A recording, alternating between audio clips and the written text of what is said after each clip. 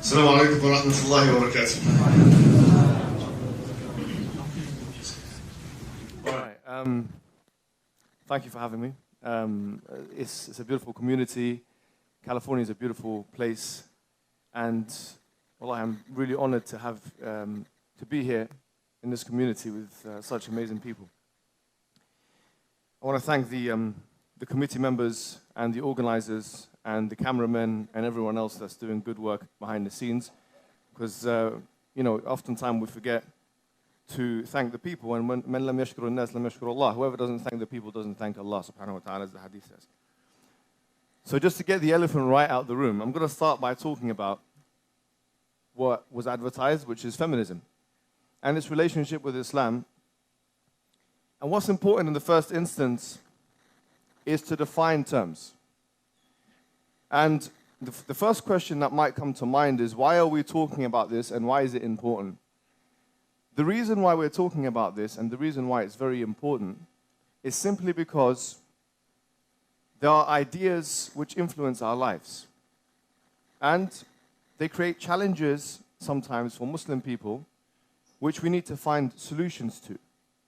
And so, in defining Islam in and of itself, obviously a linguistic definition is that it's submission to Allah, or submission to the will of Allah subhanahu wa ta'ala.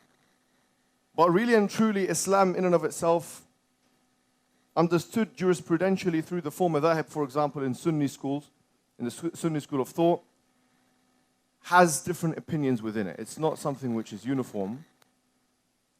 There's a scope of interpretive, you can hermeneutic, for example. I mean, it's not something which is fixed. You can go into the Quran, into the Sunnah, and you can understand the Quran and Sunnah in many ways. And therefore, the Quran and Sunnah is not something, in many ways, which only produces one set of opinions. There are thawabit, there are principles of Islam which never change, but there are things which, frankly, from a fiqhi perspective, jurisprudential perspective, are open to some interpretation. Feminism, on the other hand, or likewise, I should say, is something also which doesn't have a fixed definition. Now, obviously, someone will ask, what is feminism? They say it's equality, economic, political, and social. But really and truly, when we talk about feminism, we are talking about a movement and or a political philosophy. And it has different strands and or waves, which we should know about. So in the beginning of this lecture, I'm going to talk about this. I'm going to talk about the history of feminism. It will become clear why I'm doing this. Then I'm going to talk about something called the intersectional approach, and I'll explain to you guys what that means. And then finally, I'm going to talk about Islam's interaction with feminism, or Muslims' interaction with feminists, if there is, of course, a supposed distinction between the two, which we'll cover as well. So feminism, in terms of the movement, was a movement. It was a movement in the beginning. And it was also a kind of, it was or is a political philosophy. So for instance, if we look back to the first wave feministic thought, it's completely different to second wave feminism. The aims and objectives, the cause is completely different. For instance, in the early 20th century, early 1900s, the focus was on something called universal suffrage, for women to get the vote. Because at that time, in the Western world, for the majority, like before, let's say, 1918 or 1917, when the vote became possible for women in Canada, for example, I think which was the first country in the West to do so, to give women the right to vote, women weren't allowed to vote before that. So obviously, there was concern and there was a movement to try and get universal suffrage. Now, the truth is, first wave feminism was not a movement which concerned itself with the global affairs of all women everywhere. And this is why you'll find that there was a lot of racism in first wave feminism. In fact, the first senator of the United States, the first woman senator, her name was Rebecca Stanton, and she openly endorsed lynching black people. Because, frankly, it was an entitlement kind of position that she had. In fact, she made that clear. She said that why should they have the right to vote before we do? So she wasn't really concerned with all forms of equality. She wasn't really concerned, and it's not just her. Many like her, Millicent Fawcett, who was one of the leading first wave feminists in the United Kingdom, who has a society named after her, by the way, in the United Kingdom, and many others had these racist kind of tendencies. Going into the second wave, the aims and objectives started to change a little bit from just a fixed one or a focused one of universal suffrage to all kinds of political and social activism. So in the workplace, for example, equal pay was demanded. And so on. Lots of things were demanded. However, even this time was a time where, frankly, there was an overemphasis on the white feministic position, which is why black feminists like Bell Hooks and Audre Lorde and other women, they came in and said, hold on. They said, look, we understand where Betty Friedan, very famous feminist, writes a book called The Feminine Mystique. We understand your concerns to a certain extent, but you're not considering our race, that we're black. And you're not considering that black people have a specific kind of exploitation happening to them, oppression happening to them. This kind of evolved or developed, if you like, up until, let's say, the late 1980s, where the term the intersectional approach became very popular. And now we're moving on to third wave feminism, where the works of Judith Butler and other people became very popular. Now, from my reading, I think the first person to make this term popular was someone called Kimberly Crenshaw. I think she's actually based in California. She wrote a book in a paper actually in 1989, talking about intersection. What is intersectionalism? Now, this is very important. And the reason why I'm talking to you about this here today is because I'm actually going to make a case and an argument today. Yes, there will be an argument that I make. And this argument actually is part of a book that I've written and that will be published at the end of this month, maybe in the beginning of next month. It's called Fifth Wave Feminism. And this is no pun intended or no joke. Seriously, this is the name of the book. And I'll explain what I mean by this. So, the intersectional approach is one that says, look, a woman is not just a woman. Okay, a woman, she's a black woman. She might be a Christian woman, though they haven't really focused on religion in the intersectional analysis, frankly.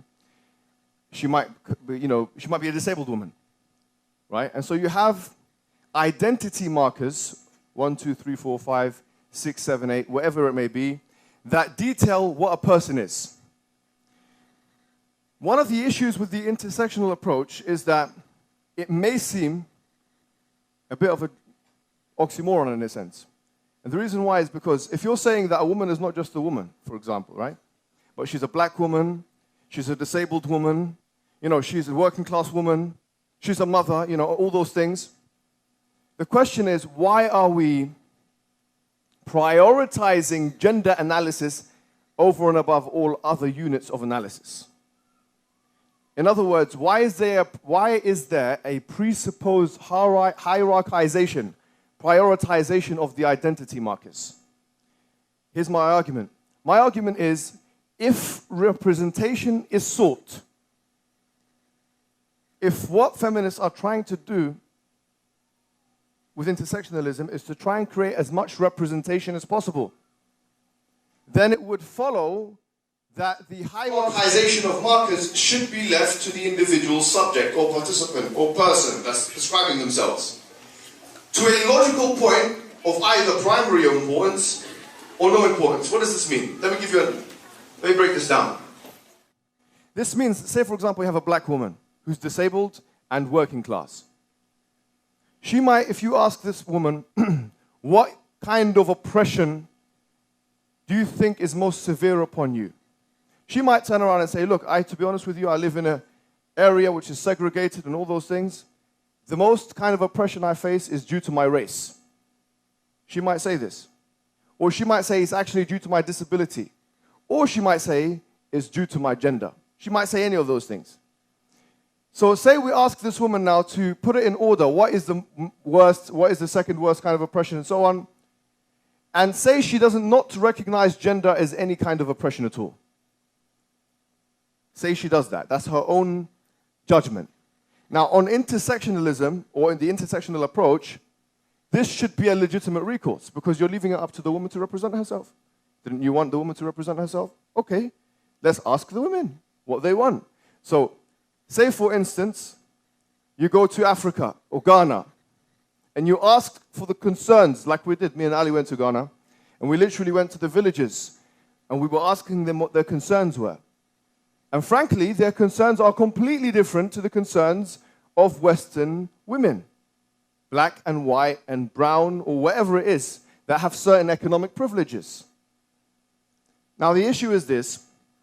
The issue is one of a Eurocentric kind of analysis. It's what's referred to in the literature as a colonial feminism, Western feminism, where really the terms are defined in certain ways, and then a generalization is usually made in such a way as, you could say, aims to represent women outside of the sample group. And the reason why that is the case is simply because the West is a hegemonic power. And knowledge productions in the West are privileged over, for example, knowledge productions in Africa. But that goes at the cost of not knowing what people or women in Africa prefer.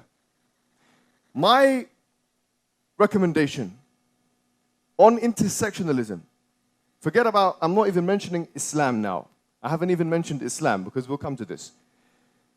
On intersectionalism, I think the most fair approach, if representation is what is sought, then two things must be in place. Number one, we have to ask men and women and everyone else what markers of identification they find as most fitting for their own self-description, number one. And then they can put it in their own order, right? Number two, their own theory of justice must be derived from their ideas of equality. Wait a minute now. You see, equality is not a universally accepted thing. It's not, if you go to a person who is a Christian, a Jew, a Muslim, a traditionalist, a non-traditionalist, what do you mean by equality? They'll give you different answers, frankly. You can't imagine that there are 7 billion people on the earth and maybe 3 or 4 billion women, and that if you go to all of those women and you ask them that question, that they will say equality is X. And the definition that they'll give you is political, social, and economic, for example, as understood by the colonial feminist or the white feminist or whatever it may be in the 1960s. They might not agree with that analysis. They might see exceptions as possible elsewhere. In other words, they might see a system of equity which is completely different to this system. So the question we usually ask is, to what extent is it possible that Islam can accommodate for feminism? But I say, fine, that's a legitimate question. I'm not saying that's not but we also have to ask the question, to what extent can feminism accommodate for Islam? Why are we not giving them equal epistemic weight? Why are we, before we even start the analysis, giving one second wave, for example, version of feminism an epistemic advantage, using that second wave Western colonial feminism to then measure up the Quran and the Sunnah, for example? That doesn't even make sense on an intersectional analysis, right? So in other words, if we look at intersectional feminism, you could say, well, it's much more accommodating than the second wave feminism, which had very narrow parameters. And so, equality can be defined in a more elastic way, culturally inclusive way, and so on. So the question of, to what extent can Islam accommodate for feminism? First, we have to see which feminism are we talking about. Let's say second wave feminism, right? I will answer directly. I think there is a lot of overlap. if we're talking about Islam jurisprudentially understood through the form of madhahib and so on, yes, there's a lot of overlap. Are there points of tension? Yes. Yes, there are points of tension. For instance, second wave feminists' view on the mother, and on the family unit, and on the wife, frankly. There's a direct contradiction between the second wave understanding of feminism and a traditionalist understanding of feminism. Why does this cause us problems? Because frankly, in our communities, there's a false notion of trying to forge a contradistinction between two things which you cannot force a contradistinction between. Either you see a mother as the idea of a mother as something respectable, something which is an end in and of itself, something which frankly is more important on Islamic understanding than a woman getting, for example, a career. Yeah, it's more important.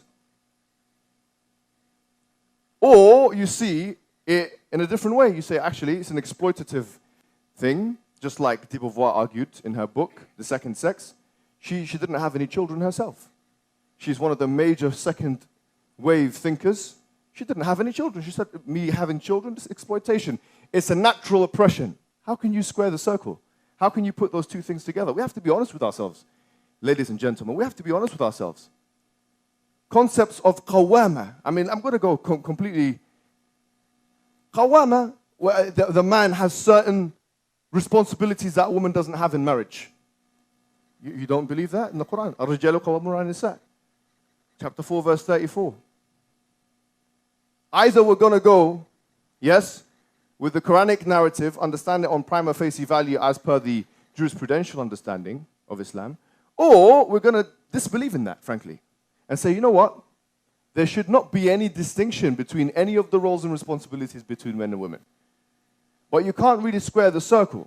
That's why even one of your local scholars, or I should say academics, her name is Amina Wadud.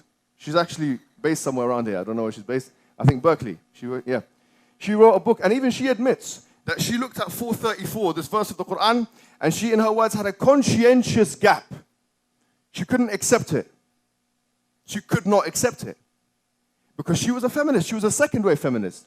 That's what she is. She's still alive. I shouldn't say was. She is. Yes. So she looked at it. She had a conscientious gap. How do I accept this? Understand? Well, there is a contradiction.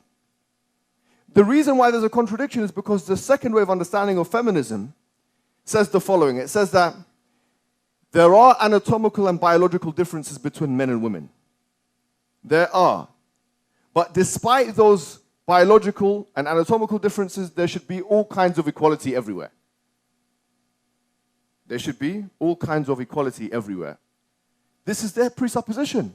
So where there is exceptions, where a woman has a certain ruling and a man has a certain ruling in Islam which are differentiated, like in some cases of inheritance, the hijab and so on, a second-wave feminist will shake her head and say, well, we should have political and social equality. But if we're being true to our tradition, which one is it? Because either this is correct or this is correct. And we have to be honest about that.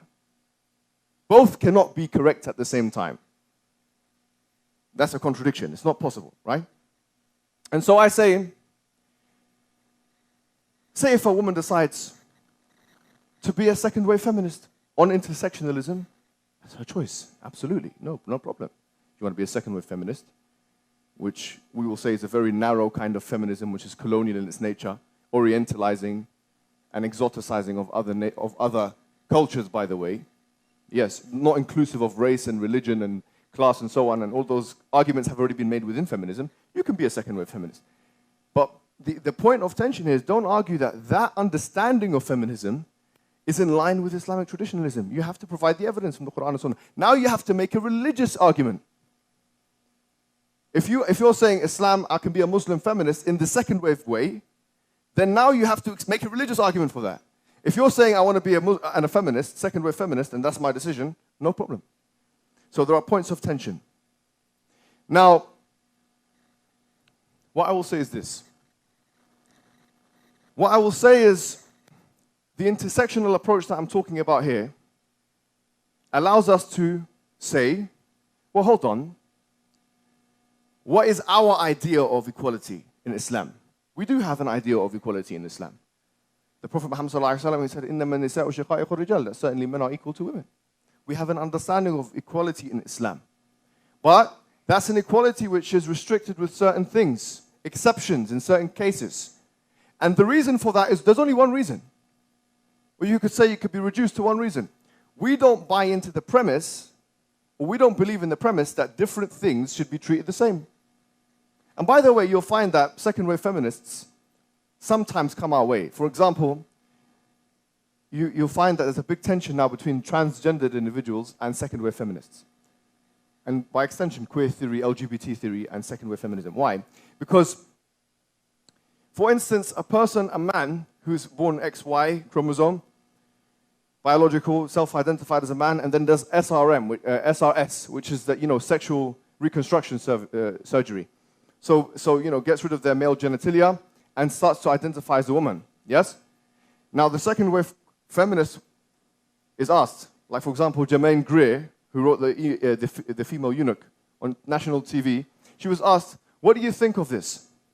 She said those individuals should not participate in sports with other women because really they have an advantage. And I'll say, look, you're making sense to me because what you're saying is their natural advantage, yes, should be taken into account. But if you look at that carefully, you'll see that second-wave feminists from this perspective, they account for anatomical and biological differences when it comes to prescriptions and injunctions. So in other words, there are exceptions even on second-wave analysis. Otherwise, second-wave feminists should have said, well, someone who's a transgender should be allowed to play, to box, for example, with a man who's taken off his genitalia and has described himself as a woman now, can do boxing with another woman if he identifies himself like that. It should be like that because remember, gender is a social construction, right? And according to Judith Butler, even sex is a social construction, by the way. Sex is, she wrote a book called Bodies That Matter, and she made this case. And at any rate, the point I'm making here is we shouldn't be bullied anymore because this is bullying. It's a kind of intellectual bullying. You come our way. It has to be this way. I think, to be honest with you, in my travels in this area of the world, I find that... No problem at all. But the issue is when we put that first, before. And a lot of the times, brothers are to blame because of your actions. You do not follow the Quran and the Sunnah the right way. You do not treat your wife the right way, your daughter the right way. Who's waiting for my marriage documentary, by the way? Okay, so this is a phenomena, by the way, yeah? This is a big phenomena that's happening. I'm going to be releasing it soon. It's my search in finding the right partner. Now, so the thing is, it's that sometimes we're to blame. Why? Because culturally, in my documentary, we go and speak to my auntie. I go, auntie, why is it that, for example, your son can have a girlfriend, but your daughter can't? They're both wrong. I'm not saying one is right. But why? Where does this come from? This is culture. And when you do that, what happens to our sisters and our daughters and mothers? They're thinking, look, we can't find the right in Islam. We're going to go to feminism. Those who the iman might be weak. We're to blame. We need to put the Quran, the Sunnah, and the Salaf al-Salihin, our predecessors, before anything. Live Quran and Sunnah so our sisters, our aunties, our daughters, our mothers can see it. And they can say, is the time finished? Okay, to be continued. I'm going to, inshallah. After Salah, I'm going to continue, inshallah. Let me take a guess, yeah? And tell me if I'm right or wrong, yeah? The Prophet ﷺ's marriage to Aisha. Yeah? You can talk. You talk louder. Yes. Sister, subhanAllah, we're talking about feminism, you're not talking. You're not even, I can't even hear you guys. Yes? Okay, now, to me, when I came to Islam, it didn't make sense as well. And I did have some doubts, but I watched certain videos, yeah? Now, I'll be honest with you. With us at Salam, what we're doing at Salam is to deconstruct false narratives, atheism, feminism, all the schism, all the ideologies. Yeah? Deconstructing false narratives and reconstructing purer minds. Because what's happened is because you're filtered and this has been thrown at you left, right, center, and believe me, I understand where you're coming from, sisters and brothers. Wallahi, it's hard. It is hard, continuously, day in, day out. Islam being attacked every single day. Yani, I can understand where you're coming from. But what that does is, it gives you these glasses which is clouded. And you start looking at Islam with feminism, and you're looking at it with atheism, and all these ideologies, and you're thinking, oh, it doesn't look right. But the problem is not with Islam. And neither is it the problem with you sometimes, but it's those glasses. And we're here to clean those glasses and say, look at Islam now. And that is what we want to do at Salam.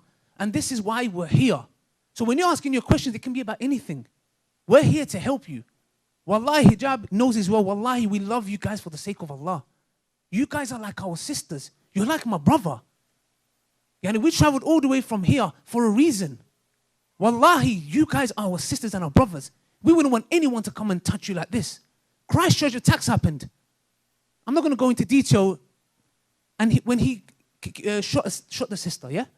Wallahi, it mentally it affected me. We care about you guys. Wallahi, do you not think we're here for, this or that? And we all ask Allah every single day, oh Allah, make us sincere. I fear standing in front of Allah on the day of judgment, and Allah's going to say to me, you did this for the fame. You did this for this and that. Every single day, do I, oh Allah, please, purify my intentions. Purify my intentions. Wallahi, we're here. We're thinking of setting up a team, inshallah, and we will have teams to educate yourself. Because this is what we do at Salam. We spend hours. The Prophet's marriage to Aisha broke it down. Wallahi, I have no problem with anybody coming to me with that argument. Wallahi, no problem. I go to them. You want to talk about the Prophet's marriage to Aisha? No problem. We've done videos. We tackle these issues. Why? What does that show you? One of the 7 conditions of the Shahada. One is knowledge. Number 2 is certainty. You need knowledge to be certain. If you don't have knowledge, you're not going to be certain. You need knowledge, and the knowledge will empower you. Ali radiallahu anh said, if you have money, you will have to protect it. If you have knowledge, it will protect you. And this is what it is, brothers and sisters. We need to be proud of religion. Sister Sarah, may Allah bless her. Wallahi, when I heard the talk, mashallah. Wallahi, somebody who's proud of a religion. Yeah, no, oh, this, that. And I don't know which verse in the Quran where Allah subhanahu wa ta'ala says, they do not care about those who blame them. Yeah? We don't care, brother. We don't care, sister. This is Islam. We love Allah. Did you guys all eat today? Yes? After that, did you have dessert? Okay, I did. Yeah? You went, did you think to yourself, you know what, let me chill. I want to sleep a bit. Some of you guys said, I'm going to go shower for 2 hours. Yeah, sleep in the bath. Yeah, like Brother Ali. May Allah bless him, inshallah. All of this, your parents that you have, wallah, you live in a beautiful state. It's amazing. Wallah, I was looking at it. It's beautiful. You're lucky. So imagine the shahada. When you're testifying, La ilaha illallah, Allah is providing you with sustenance. He's giving you everything. Wallahi, the little that I can do is preserve his religion. He's preserved his religion, but be proud. I'm a Muslim. Yes, I follow the Quran and the Sunnah. Yes, you need to be sure of yourself. Praying salah, the least that you can do. The least you can do is be sure. And that comes with knowledge. And if you don't do that, then you're going to be, somebody comes and asks you, the person, why did your Prophet marry Aisha? You don't know. You're scared. Wallahi, you know what it is? It's just you need to study and learn. And we've done these videos. We've broken them down. All you have to do is not just our videos. There's different people doing amazing stuff. In the UK and here. Amazing works. Watch those videos. Take those notes. If somebody asks you again, you know how to answer. And wallahi, coming back to feminism, just wrapping up, we do not need feminism. Allah gave you your rights 1400 years ago when the Western sisters in humanity were fighting for 100 years ago. The right to vote, the right to choose who you want to marry, the right to own property. Look at it. Wallahi, you do not need feminism. I swear upon Allah, you don't need feminism. Go to Surah Mujadila. Have you read Surah Mujadila? Yes? When the woman came to the Prophet and said, my husband said, I'm like the back of his mother.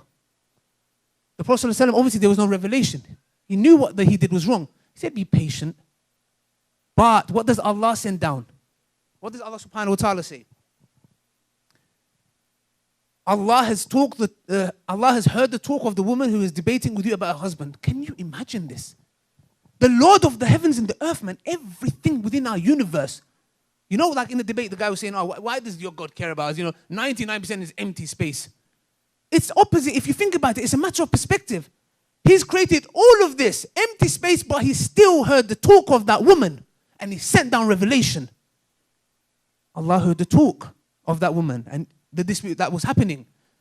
And subhanAllah, look at the punishment. It's peak. Yo, brothers, it's deep stuff here, man. Ooh, fasting for 2 months. And imagine Ramadan's coming up. 3 months? Yeah, it's peak. Peak means peak. Do you know what peak means? Yeah, peak, like really bad, really bad. Yeah. And by the way, jumper is t-shirt. I was talking. They told me they don't know what jumper means. Yeah, that's what it means.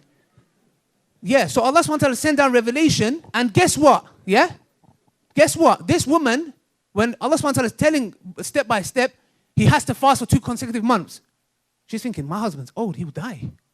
You can't do that. So Allah sends down another revelation. Yeah. I think it goes with the sequence that they have to fast 2 months. If not, what's the next one? Yeah, oh no, free the slave first. If not, then fast 2 months. If not, then feed 60 people. And the narration says that when this happened, the woman said, look, my husband's poor. She had to pay on his behalf. And not that, go to Surah Nur. Yeah? Slander. It's a massive sin. Allah sent down revelation to defend the honor of Aisha radiallahu anha. Yeah? And they say to you, oh, your prophet, you know, he was bad towards women. No, you don't know what you're talking about. In Bukhari, I think, or Muslim, yeah? That when Aisha radiallahu anha was accused of this, falsely, look at our prophet. Imagine, this is the time, any kind of violence towards anyone is wrong. Yeah? But at the time where you know somebody has been disloyal, sisters want to do some backflips on the brother. Yeah? You want to punch him. You want to go crazy.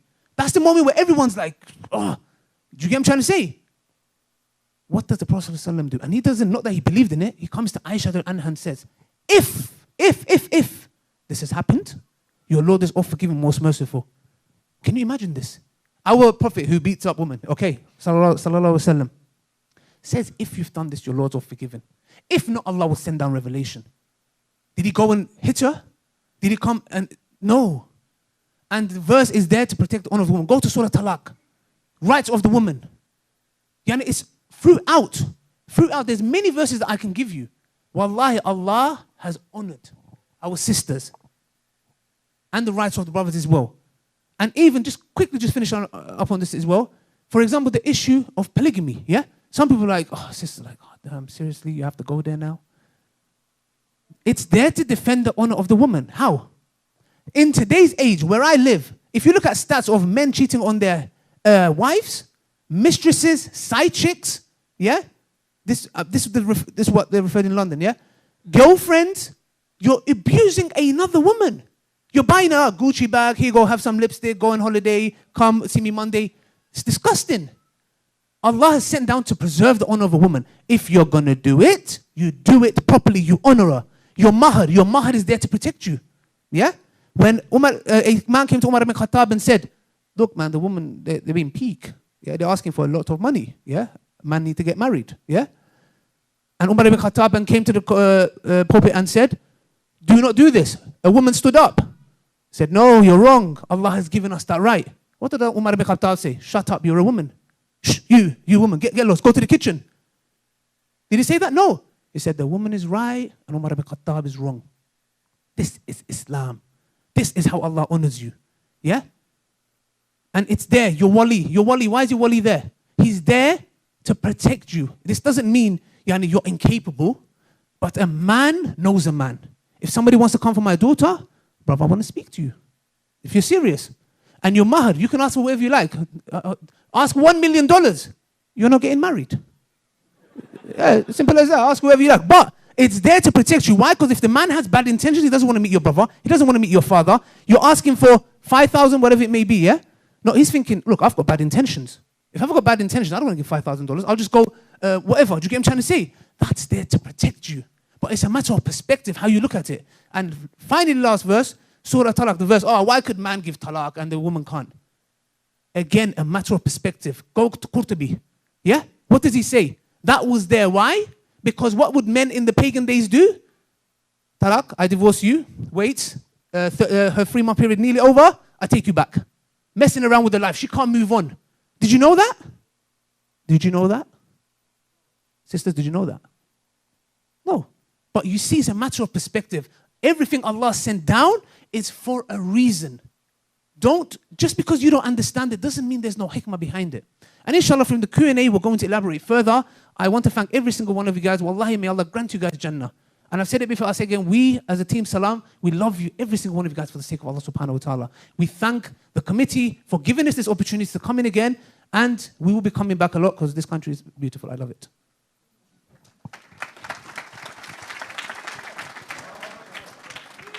Allahu Akbar. Allahu Akbar. Jazakallahu khairan, Brother Ali. So we're going to go ahead and start on the Q&A. If you came in a little later, you can send in questions using the link or the number on the screen, inshallah. But first, I want to ask a question that I think will help frame the way we even approach these topics. Because Brother Ali mentioned something important, which is Islam came and gave you your rights 1400 years ago. And a lot of the language that we hear, whether it's atheists or feminists, or anybody who follows a secular ideology using, is there's backwards morals, and we've progressed. We've progressed past that. That's that's backwards. You guys are behind. And even we, I hear a lot of this rhetoric in the Muslim community where people are like, yeah, that's how the older generation thinks. But if we understand the Prophet ﷺ to be the most morally upright person of all time, but people are telling us, no, we've progressed beyond, how people used to live. How do we navigate? How do we understand this notion of progress as Muslims?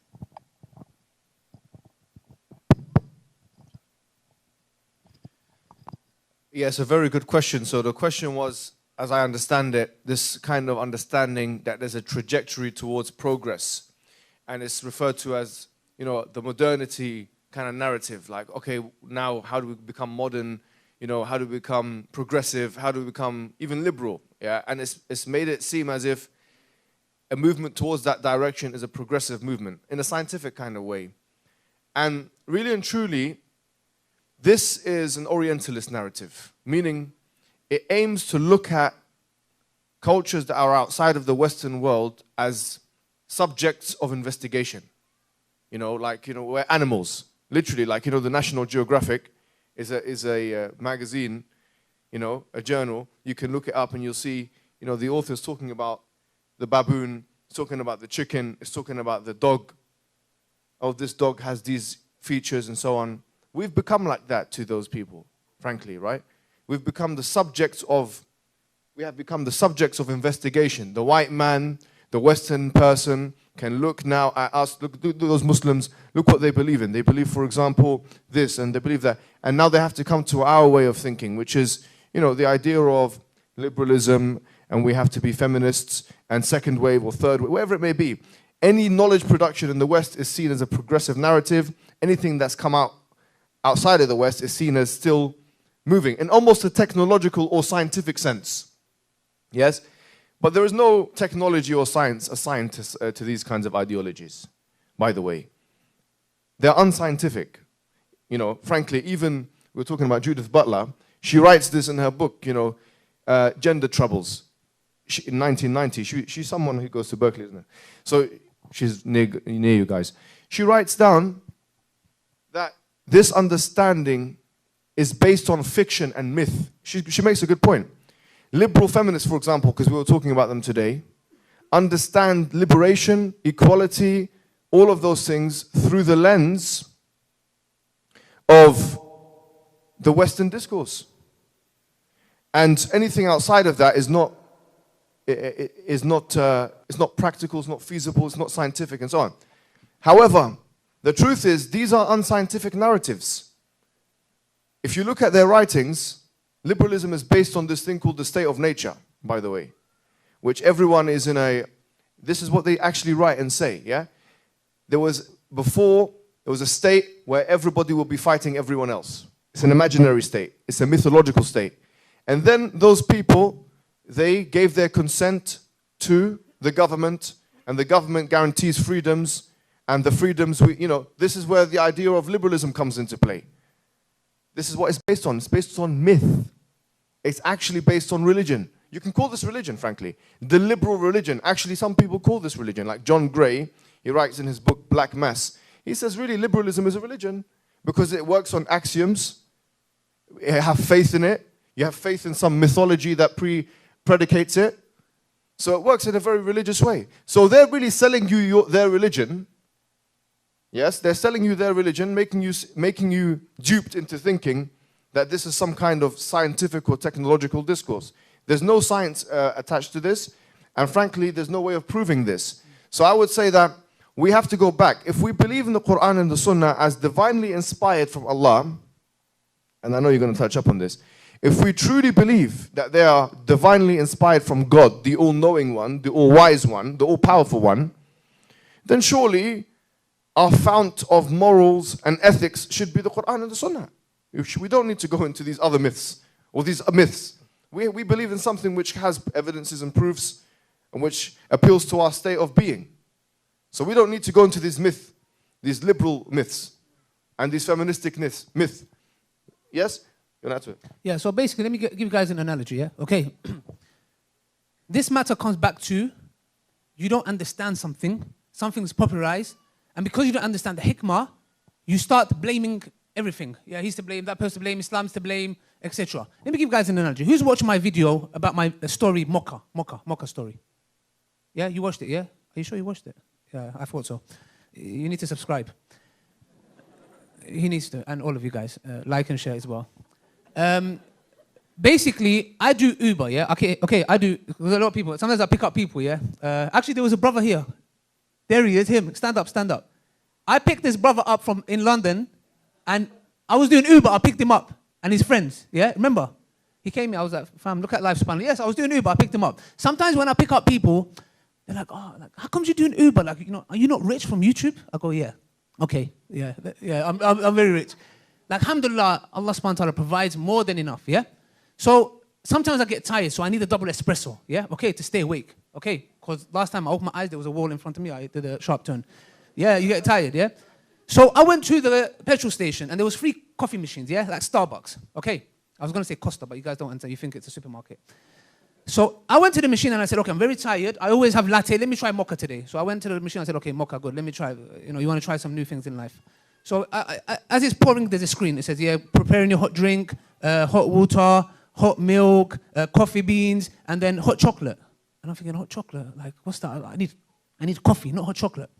So I took that and I put that in the bin. I said, the machine's broken. And I went to the next machine. Mocha. Preparing your drink, hot milk, hot water, coffee beans, hot chocolate. I'm thinking, what's going on? Like, the hell's wrong with this? I put that in the bin. And I turned to the other machine. I know, thank you. I'm quite funny like that. And then I went to the third machine, and I pressed mocha again, 3rd time. The same thing.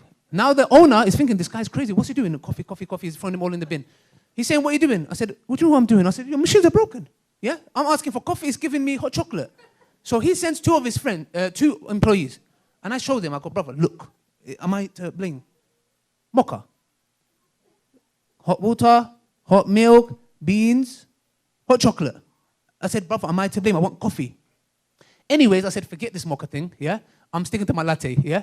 Okay, I got my latte. The guy was saying pay. I said, look, I'm paying for my latte. I didn't order mocha. I paid for my latte. I went. I came 1 week. 1 week later, the most humiliating, embarrassing thing happened to me.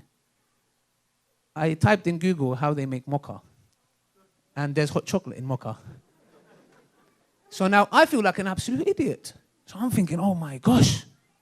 So I went back. I was so embarrassed. I even done a video. I said, brother, I was at the studio. I said to our Naveed cameraman, brother, come with me. Let's go.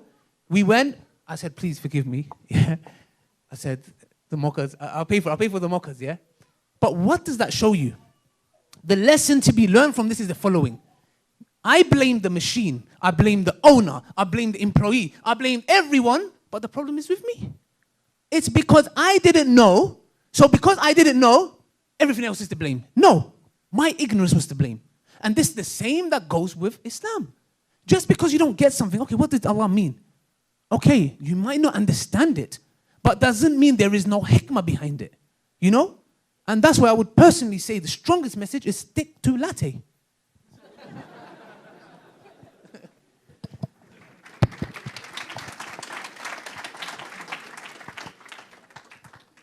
Okay, so our first question, and I think that this is what we've been touching upon for before Aisha, but I think the clearest that we can be with our terms, the most explicit we can be, the better. So question is, where do feminism and Islam differ or contradict?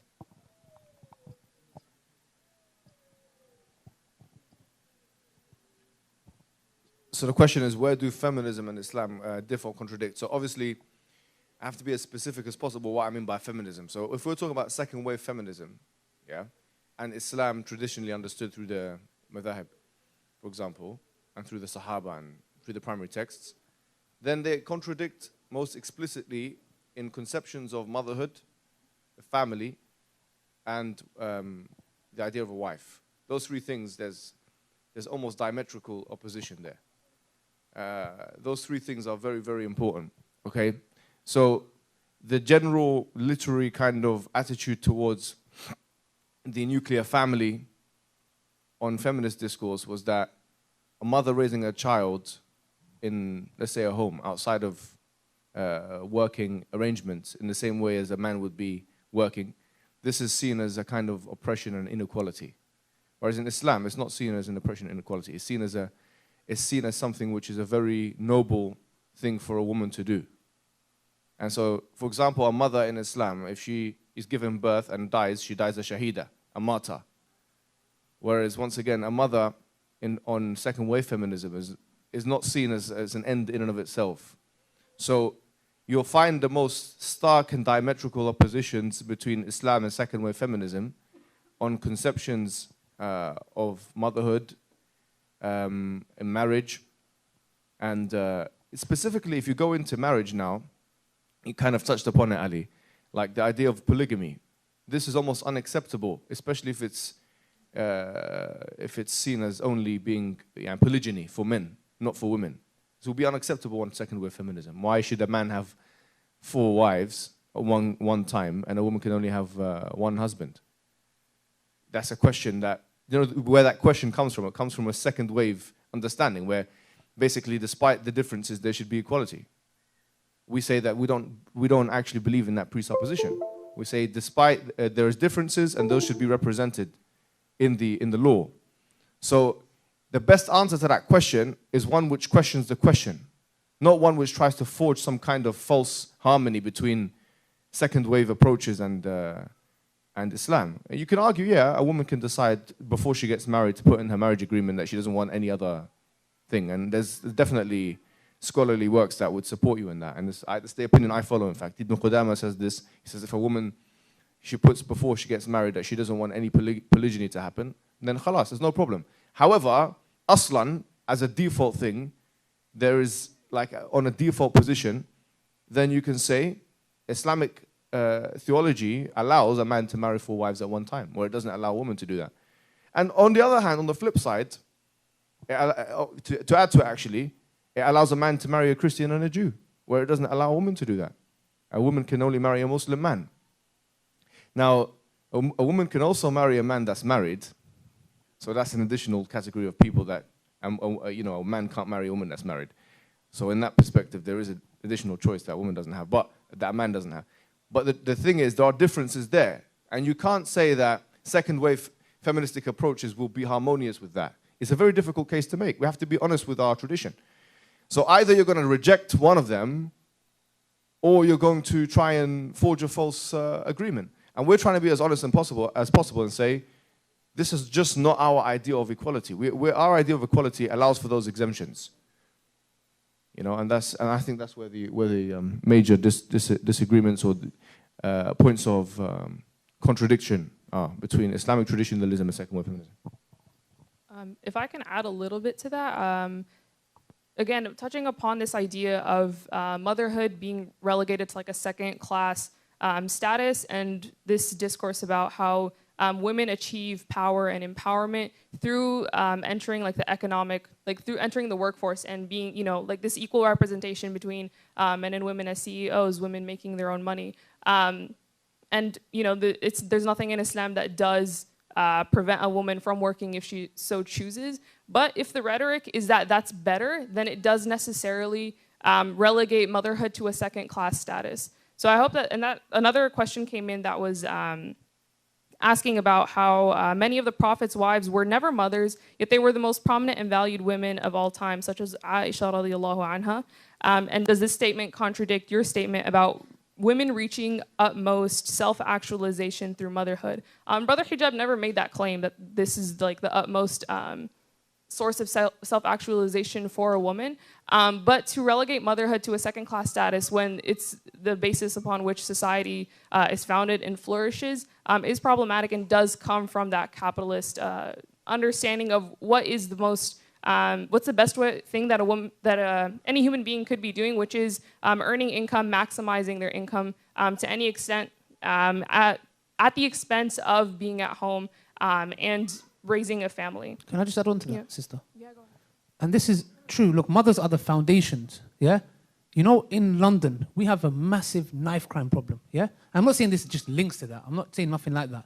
But mothers are there to nurture. And it's so sad, wallahi, that we've come to a point where, you know, we need to, like, why? Like, why do some sisters feel like, okay, I need to be a man, like, I need to be like a man? Why? Like, what? We're just trying to understand. Look, Allah orders for us, for example, that if a war happened in this country with Russia, for example, yeah? I don't know, yeah? And we have to go to war. Like, for example, Allah subhanahu wa ta'ala orders, yeah? I'm not going to say, oh, man, why do I need to go? Look, I'll cook at home. I'll do the biryani. You go, yeah? You go and fight. No, I don't want to die. You go. Why did Allah make me a man? I'm not going to say that. There's things, like Allah says in the Quran, you might hate something which is good for you, and you might like something which is bad for you. Yani, why is this competition of, no, you know, we can't just be mothers? The virtue of mothers. Wallahi, behind every great man, Imam Bukhari, Imam Ahmed, Abu Hanifa, you name it, there is great women behind them. It's these mothers. Do not look at just Bukhari and think, oh, Bukhari is just, you know, he just grew up like that. You know, he just, all of a sudden, some revelation came. It's mothers, it's strong women behind these people. There was a statement from a scholar, he said, the half of the population is women, and they give birth to the other half. We need to get rid of this inferiority complex of, oh, you know, need to prove a point. Where are you getting this from? And it's a beautiful thing, the mother. The man who came to Prophet ﷺ, he said, who has more rights? Your mother, your mother, your mother, then your father. Yani, wallahi, if we understand and absorb this information, we don't need to get into this stuff. Wallahi. And of course, Khadija, radiallahu anha, a beautiful example. But let's not just go and pick and choose. We have certain, you know, female companions and be like, yeah, she was a warrior. And yeah, she was a businesswoman. And this, that. Is that the only thing that you've took from them? What about maybe they were great wives? Maybe they were great mothers. Maybe they were great sisters. Do you get what I'm trying to say? And the same goes with our brothers, yeah? You look at Umar ibn Khattab, yes, he was very strong. And this person was like that. Is that the only thing you took? What kind of, there's narrations. For example, Umar ibn Khattab, a man came to complain about his wife. And he heard Umar ibn Khattab, he said, yo, fam, that's peak. Yeah, that's peak. I'm coming to complain to him. And I've got it good. Yeah? And you know, when he came outside, he said, look, she looks after my kids. Cooks for me, etc., whatever it may be. Yeah, the least, and she's shouting at me, sister, take it easy. Don't use this and go home and start, yeah, you know. Do you get what I'm trying to say? And I just think it's, you know, we just need to be balanced. And like Sister Zara said, may Allah bless her, look, the Quran and Sunnah, please put this in your head. The Quran and the Sunnah comes before anything. Anything. Wallahi, believe me, it does. And we should prioritize it. Fix your affairs with Allah, and Allah will fix your affairs with the people. Jazakallahu khairan. So earlier, Brother Hijab mentioned an ayah from the Quran, which is الرجال قوامون على النساء. Can you please elaborate on the definition of qawwama? The understanding I have of the word qawwama is the same understanding of At-Tabari, which is that they are maintainers and protectors. This is the kind of standard definition that you'll get. So maintainers in the sense that they have to spend on, they have an obligation to spend on, husbands have an obligation to spend on wives, for example, and protectors in a physical sense, from military affairs all the way through to if a burglar comes into the house and tries to rob the things.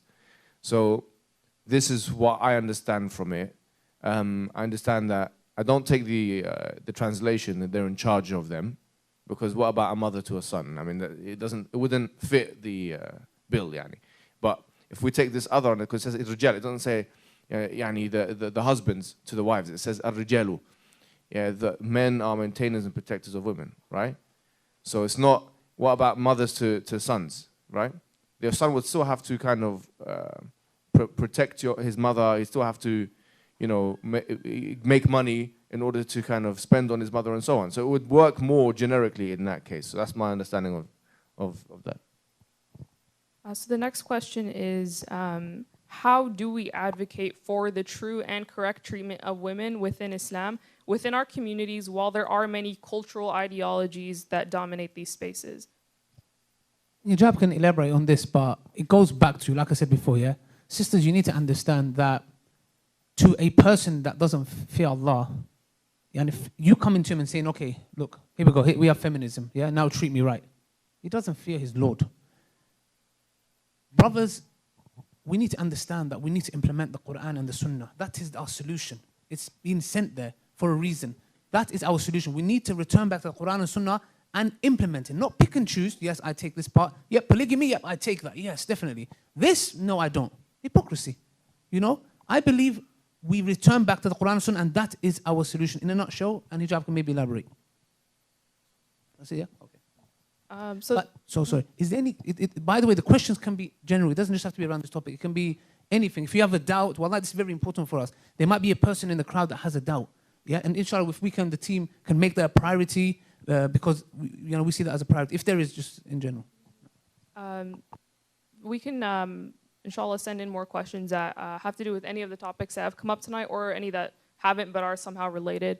But that actually kind of feeds into the next question, which is, why are women being scolded for seeking out fair representation and interpretation of Islam, while the men are not being taught to apply Islam fairly? In the end, it's unfair application of certain Islamic provisions, which men apply, that has led to the mistreatment of women. And Brother Ali kind of answered it before I was able to ask it. And something that we do need to understand is that one event is not enough for us to learn how to, first of all, properly deal with these ideologies, but then also how to conduct our lives as Muslims and as we interact with the other gender. So we do have to have events where we talk about certain issues. And we have to have events just among the sisters where we talk about what are the issues that we're dealing with and how to respond to them. But then we also have to have events and ongoing discussions, not once-off events, but like classes, formal studies of Islam where men also learn how to apply the provisions of Islam correctly.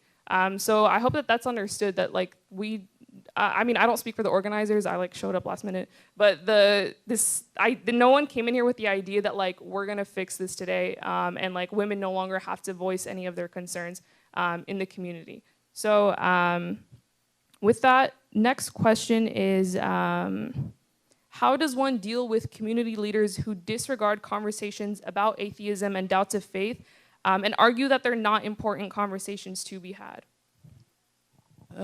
To be honest, this is one of the biggest problems. We have it in the UK, all over the place, yeah? Is that our masajids, and it's a sad state. And we can't even have kids shouting or screaming. And it's really sad. Yes, we respect our elders and our uncles and our aunties. But the thing is, there's a problem. There is a threat, yeah? And we need to deal with this head on. We need to. And that's one of the reasons we set up Salam, you know? I'm just standing up because maybe some people can't see me. That's the reason why we set up Salam. We have to deal with these situations, these issues. It can be dealt with, you know? And that's why we have a strong team where we spend hours breaking down arguments, yeah? Making it palatable for the people to understand. And the massages have to do the same thing.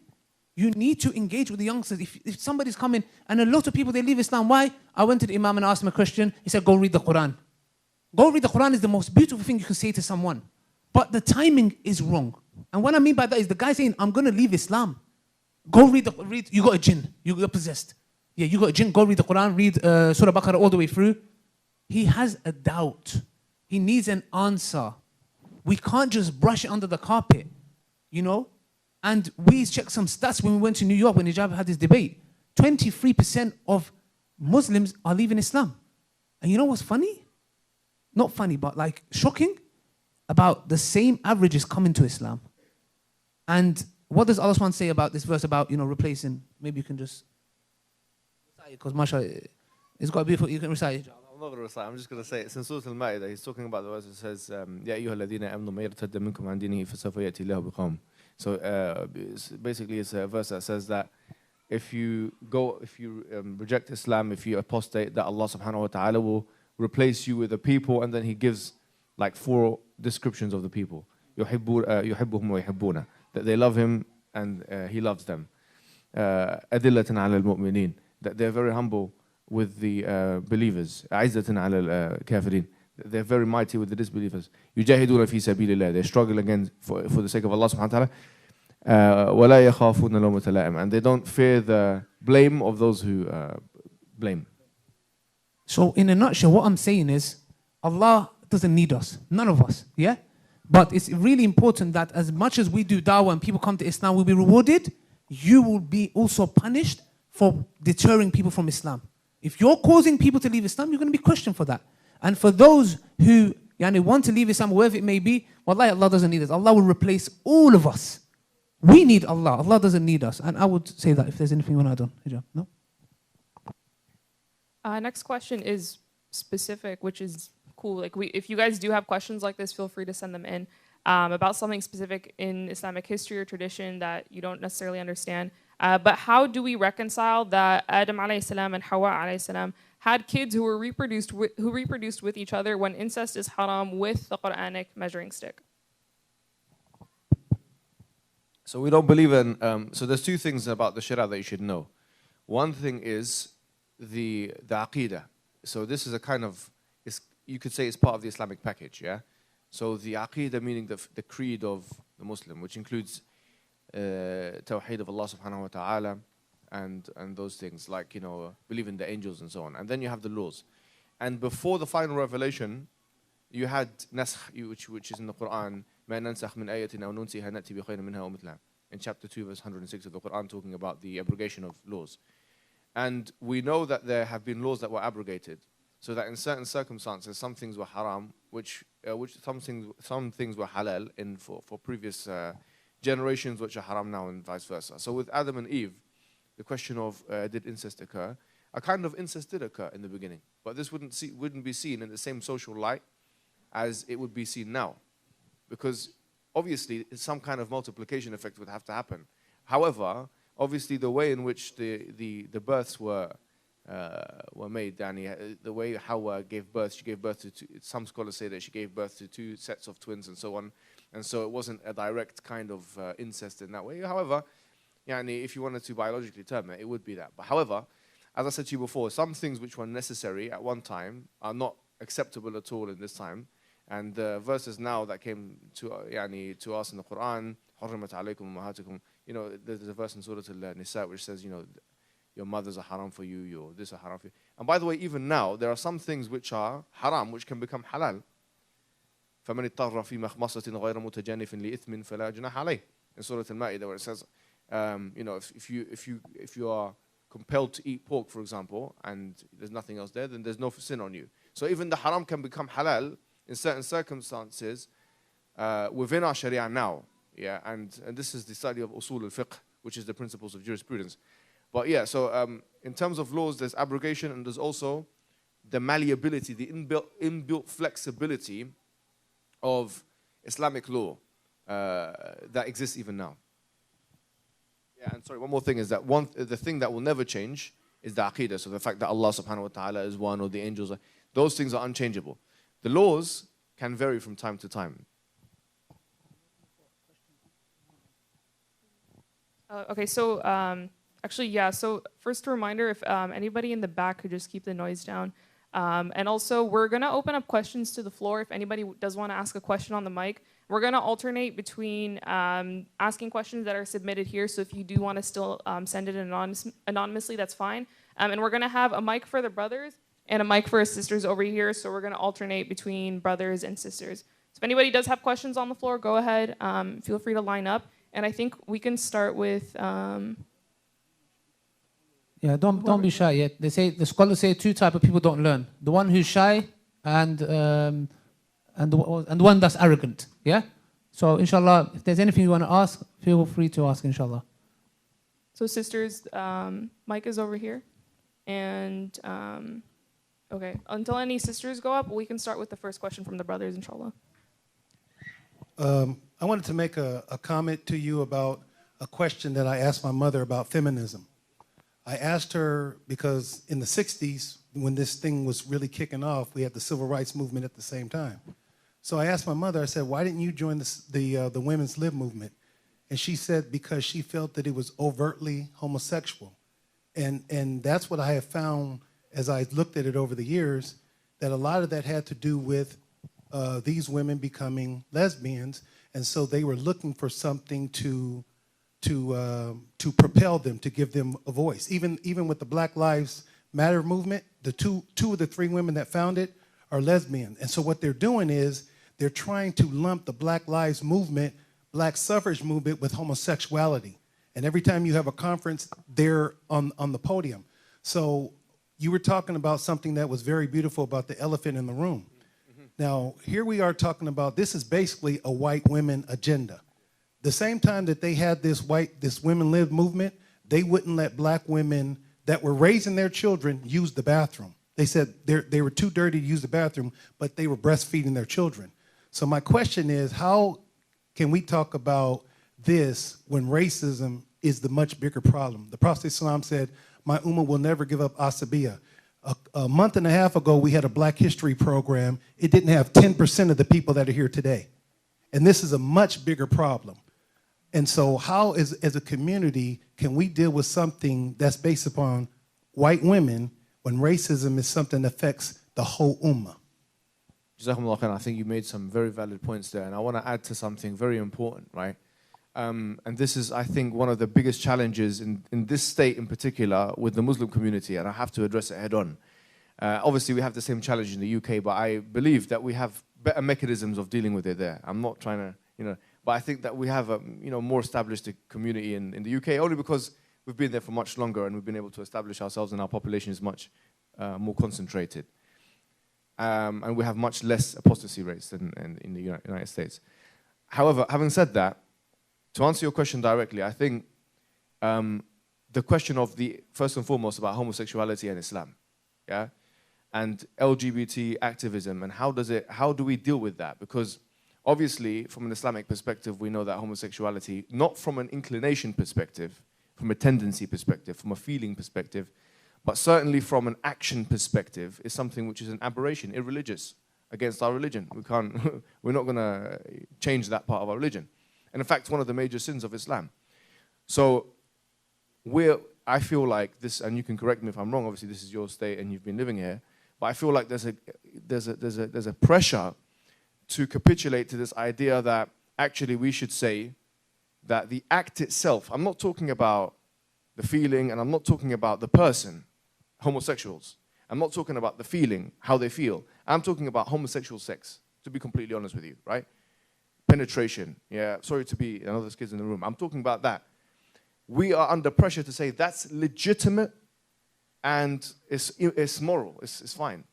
But I say, and this, wallahi, if there's anything you're going to leave with today, make this be the thing that you leave with, yeah? Because it's something that hopefully will protect your community and our communities everywhere. This is against every approach. Let me stand up for this, okay? No, it's against every single approach. Let me tell you why. We talked about the intersectional approach, yeah? What if someone who feels gay also believes that homosexuality is a sin?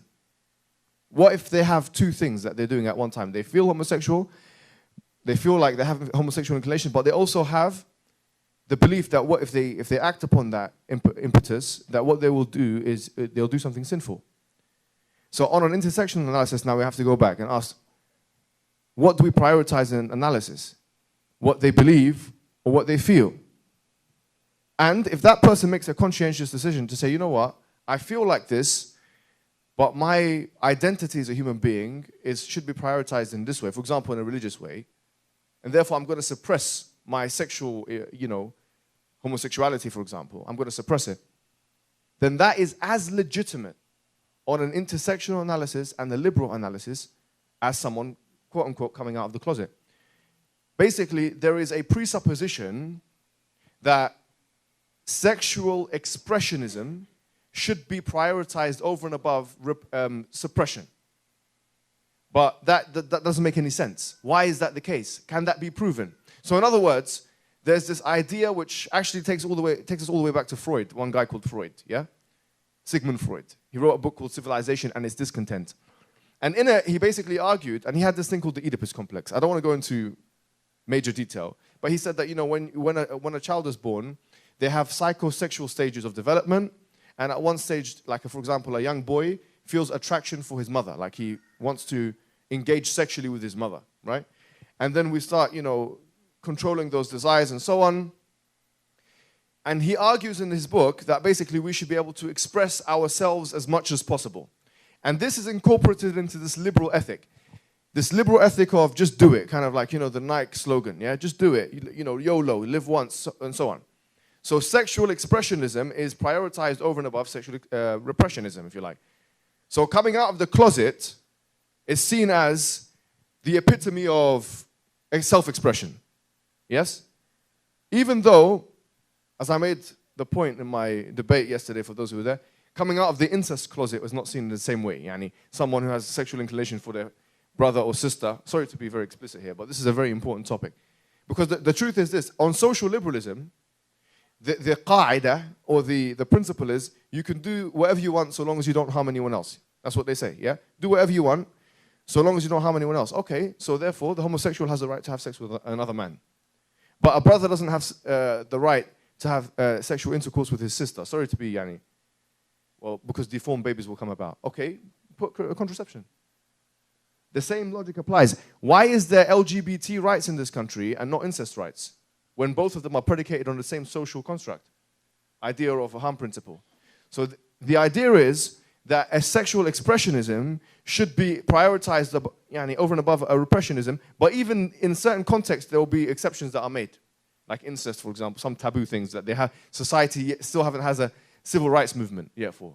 If there was 100,000 people that had sexual feelings for their sisters and their brothers, and they come out hand in hand in the streets and they say, look, give us our rights, maybe things will change. But why should it be the case that that should be what has to happen in order for society to accept them, right? You know, they should have the same rights to sexual expression. Anyway, that's a different question. The point is, as Muslims, we say all of these things go back to our expression as Muslims. We say, as Muslims, our morality is defined by what? Quran and Sunnah. And through the madhahib and so on, yeah?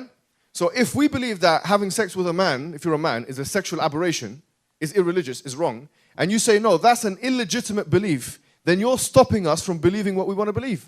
Where's the freedom of expression in that? We are not going to sacrifice our expression to satisfy your own expression. Don't ever allow that to happen to your community. You have to fight tooth and nail before that ever happens in this community. Don't let them win the argument. Wallahi, even on their principles, there's no way you can lose this argument. You should be allowed to believe that having sex, two men having sex with each other, is a moral aberration, is irreligious, is not correct. It's never going to be correct, in my eyes. That doesn't mean now that I'm going to be disrespectful to homosexuals. No, we're going to have a good relationship with homosexuals. Because Allah subhanahu wa ta'ala told us, وَمَا أَرْسَلْنَاكَ إِلَّا رَحْمَةً لِلنَّاسِ وَمَا أَرْسَلْنَاكَ إِلَّا كَافَةً لِلنَّاسِ. We haven't sent you except for, as for all of the people, not just for, one sexuality. There's no discrimination. Wallahi, the Prophet came for everyone, the homosexual, the heterosexual, the bisexual, the black man, the white man, the green man, the yellow man, everyone. He wasn't sent for specific people, which goes back to the racism point that you meant. There's no fadl, there's no li'arabiyin for Arabi, over Ajami, or Ajami over Arabi, or for a black man over a white man, or a white man over a... So it's an inclusive message of Islam. But that should not mean that we're going to change our morality, because now you're impinging on our freedom of expression, and you're impinging on our freedom of thought. You're telling us what to believe.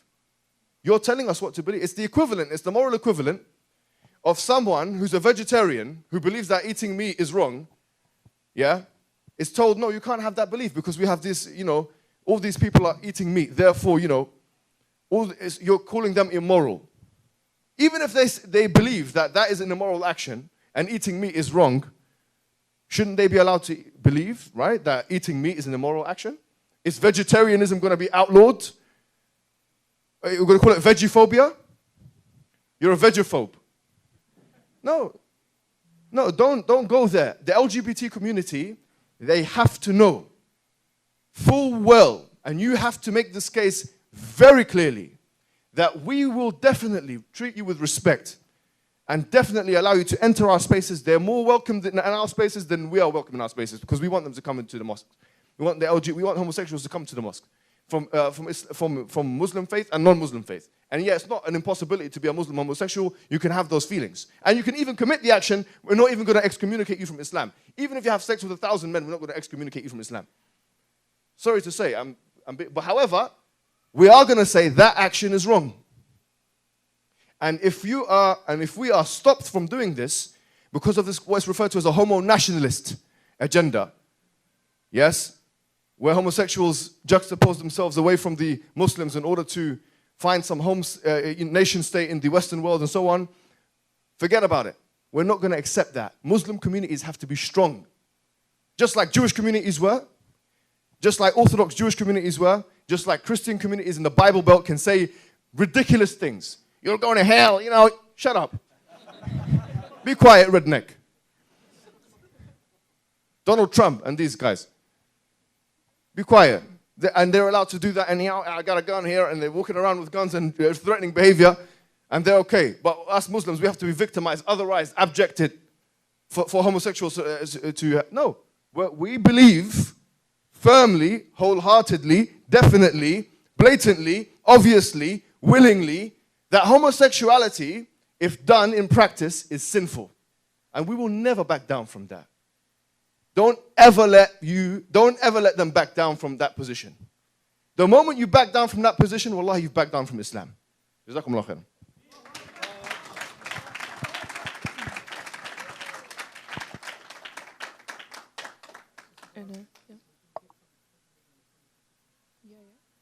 So, Jazakallah khairan. Actually, the point that he made about us in the U.S. being more apologetic to this compared to the UK community, it is true from my perspective, and I think that it's largely due to the fact that the American community, in comparison, is much more decentralized. I think there are more madrasas for Islamic education in East London than there are in California. So there is a comparison to be shown there. But also the brother who just asked that question brought up a few different good points. First of all, he mentioned this, if anybody has seen The Help, you see this projected onto the screen, where white women hire black women to raise their children. And then, he mentioned how the really deep racism that they experienced. And this goes back to the point that we were talking about earlier about how when parents leave the house and go to earn an income, the raising of the children doesn't, it's not that it doesn't happen, it falls onto somebody else. So it falls onto the lower classes of society. So it's not that nobody is raising these kids. In the United States, for example, it's women of color who are raising these kids. Now, increasingly, it's our technology and our social media that's raising them. But then when poor women go out and raise other people's kids, no one is raising their kids, and those kids are actually neglected. So when we look at this division of labor, we have to look across social strata and also consider the fact that in the United States, the issues of class and race are never separate from each other. And also, the brother said something where he said that race is a bigger issue than misogyny. And somebody could say that that's subjective. There's no way you can determine that. And not that we're in the oppression Olympics that we're trying to determine, we're not comparing levels of oppression, but there is something to be said for the fact that if we look at data, which is objective in terms of income, we always hear that women make 73 cents to the man's dollar. But when you break it down further by race, white women make vastly more than black men. So in this instance, race does have a much more negative effect on people's incomes, which is one of the biggest indicators of inequality in a country. Can I just quickly touch upon something as well? Just a quick reminder to you guys, is that there's a verse in the Quran, I can't remember off my mind, but there was those people who the Prophet ﷺ was fighting the pagans who were oppressing them. And there was those who were scared to come, yeah? And I'm paraphrasing. Allah subhanahu wa ta'ala says, Yani, death is going to reach you. Yani, even if you don't come, yeah? Yani, you might think to yourself, because logically you think, oh, if I go to this place. No. If death is going to come to you, it's going to come to you. Even if you're in a bliss of gardens, if death is going to come, it's come to you. What do I mean by that? Either we will take a stance and have communication with the LGBTQT society, we can talk to them. Or if you say, no, we'll be scared, we'll just be quiet so nobody gives us trouble, we don't want none of the headache, etc. Wallahi, if the trouble's going to come, it's going to come to your door. There's no escaping it. Either you're going to stand in front of Allah saying, oh Allah, we did our best, or you're going to stand in front of Allah and how? We did nothing because we were scared and we didn't want to say anything. Allah says, the best amongst you, that's what we've raised amongst you, to enjoin good and forbid evil. Yeah? Why? Because if you don't give dawah, you're going to receive dawah. This is going to come to your houses. Brothers, sisters, this is going to come to your houses. We don't care. We think it's good. Christchurch, would they think in a million years that's going to happen? It will come knocking on your door. It's going to come knocking on your door, and may Allah protect us. I'm saying that we need to do something about it. That's all hijab is saying. We need to do something about it. Not be scared. Oh my gosh, what am I going to say? Educate yourself. Talk. Let's have a discussion. Yeah, let's talk. Yes, the act is a sin. We don't hate you. We hate the act. Let's talk. That's all we're saying. And believe me, like I said before, it will come knocking on your doors. If you make a change, we are at Salam here to help. Whatever you guys need, whatever, we're going to, inshallah, come here regularly, set up teams here, get involved. Inshallah, yeah? So you can stand in front of Allah and say, oh Allah, the opportunity was there, we took it. Not we were sitting and hiding. Jazakallahu khairan. Next question, or actually, I think we'll take a question from, if there's no sisters lining up. Okay, we'll go ahead and take a question from the brothers line now. Assalamu alaikum wa rahmatullahi wa barakatuh. Sister, were you going to, is anybody else? Okay, yeah, no, go ahead. She's just placing the mic. I want to say is that, can I hold it? Okay. Allah says many times in the Quran that He's our provider, He's our protector, He's our sustainer, all of that. What I want to say is that, from my perspective, all these things that He's saying is kind of nonsense. Because, people in Syria, Iraq, Burma, even from where I'm from, Bangladesh, people are, struggling. And where is He? Why is He not helping us? Isn't He supposed to be like protecting us, providing for us? So why is He not providing for these people? May Allah, what's your name? Brother Zubair, may Allah bless you, inshallah, and grant you the highest ranks of Jannah. This is where assuming the best is very important, brothers and sisters, because the statement you said, a little bit troubling when you said it's nonsense, because it's the kalam of Allah. And wallah, you're our brother, we love you for the sake of Allah. We know what you meant, you didn't mean in that way. But inshallah, let's just try to, because it's the kalam of Allah, when we say it's nonsense, inshallah, just a little reminder from me to you. Let me tell you something, brother, yeah? This is called the problem of evil. Hijab touched upon his debate. Sometimes I talk to atheists. They come and say, oh, if your God exists, why is there evil? Yeah? And I'm like, okay, if that's your premise, you're saying God doesn't exist because evil exists. Okay. Is there good in the world? Is there good in the world? Yes. Okay, God exists. I'll flip it around with you. Number one. Number two. People are starving to death, yeah? Brother Zubair, you listening to me, yeah? I need your full concentration. People are starving to death, yeah? I say to this atheist friend, sir, when was the last time you gave in charity? I gave £2 last month. Okay, we can't belittle anything, but the question here is this. There is a study that shows that we have enough food on this planet to feed 3 extra planets. Did you know that? Did you know that? You know that, yeah? Okay, some of them knew that. Now, if we are not sharing this, is it Allah's fault or ours? Our fault. So we're being greedy. No, it's all about me. And when people are starving to death, I'll cry a bit. It's our fault. Did Allah say, go and start wars, go to this place and kill these people? Did Allah say that? Okay. Now, if people go for greed and kill men, innocent women, children, and kids, is that Allah's fault? No. So the question we're asking here is this. We're pointing a finger at Allah, but we need to point a finger at ourselves. We are there enjoining good and forbidding evil. The Prophet ﷺ said, when you see evil, try to stop it with your hand. Try to stop it. If you can't do that, try to stop it with your tongue. Speak out against it. And if you can't do that, the lowest form of iman is hate in your heart. Yeah? So now, if we don't do these things, we don't give in charity. We don't try to campaign against these wars or whatever it may be and try to do the best we can. And we're sitting in our comfy homes. It's okay, I've got my nice house. I'm making the money. Who cares? brother, you're to blame. Don't blame Allah. Do not blame Allah. Allah did not say go and kill men, innocent women and kids. You know, Allah did not ask you to do that. We do it with our own hands, and on top of that, we blame Allah. Does that answer your question? I would say in a nutshell. Yeah? Zubair, are you happy? Okay, now you broke my heart now. Okay, why are you not happy? Yeah, there are bad people that are causing this. But Yes. what about the good people? You know, people are worshiping in the mosque so many hours, Yes. but yet there are people who don't even worship. They don't even make dua, but they're making millions of dollars. They're having a good life. Yes. The worshippers, they're struggling the most. Okay, but I understand, but did you not understand my point there? What I'm saying is that it's our fault. We are not helping the poor. We are not helping those who are suffering. We're causing the wars. Do you get it? And how can we blame Allah when we are the perpetrators? Do you get what I'm trying to say? And obviously, I understand where you're coming. Like, look, they're worshiping Allah. Allah says He's going to test us. This life is not for us. This doesn't mean I'm going to, seclude myself. No. I'm going to go out. If I have the means, I'm going to drive nice cars. If I have the means. But I carry the dunya in my hand, not in my heart. Yeah? So the issue, the difference is that we are to blame. Allah did not come and say, do this, go kill innocent people. Did Allah say that to us? Zubair, did Allah say that? He didn't tell us that, yeah? So we are to blame. Hope that answers your question. May Allah bless you. Jazakallah khairan. Also, brother, because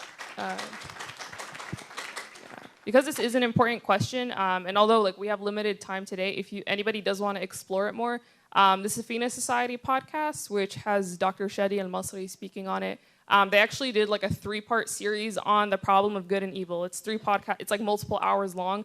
They go into it really in depth, and it's very understandable. Sometimes the language around reason and kalam can be kind of difficult to understand, but it's really understandable. And brother, I encourage you to listen to it. I think it's beneficial.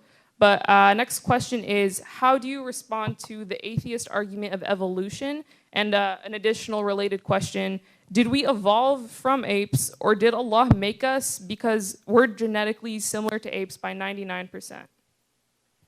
Okay, there's very important distinctions we must make between biology and the philosophy of biology, yeah?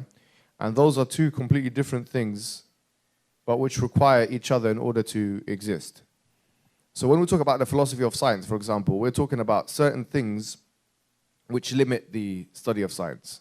And they're well known. I mean, you guys should actually learn this. I would say, wallahi, the masjid should even teach this if you have a chance. Because now there's something called scientism, yeah? Scientism is the belief that science literally can solve or can explain everything. But when we're talking about the philosophy of science, we are talking about the limits of science. So one of the key problems is the problem of induction, okay? The problem of induction is the point that the data that you have at the moment is subject to change and cannot be generalized. So for example, David Hume, one of the philosophers, he says that if you see 100 swans, all of them are white, you can't just say all of the world's swans are white. Why? Because if you see one black swan, yeah, it's going to falsify the theory. So in the same way as if you saw 100 swans and you can't generalize and say that all swans are white, just because we have a handful of fossils, for example, and we have data which is limited in relation to human evolution or any kind of evolution, we can't really make any definitive generalizations from that. And since the 1960s, you'll find that fossil records and their classifications, how fossils are reckoned or classified respective to other fossils and how classification has been done, has changed. Now, the truth is this, is that frankly, from our perspective, this is not really a problem, because we can accept things like speciation and adaptation, you know. We don't even have a problem with the fact that there can be a crossover between species and species.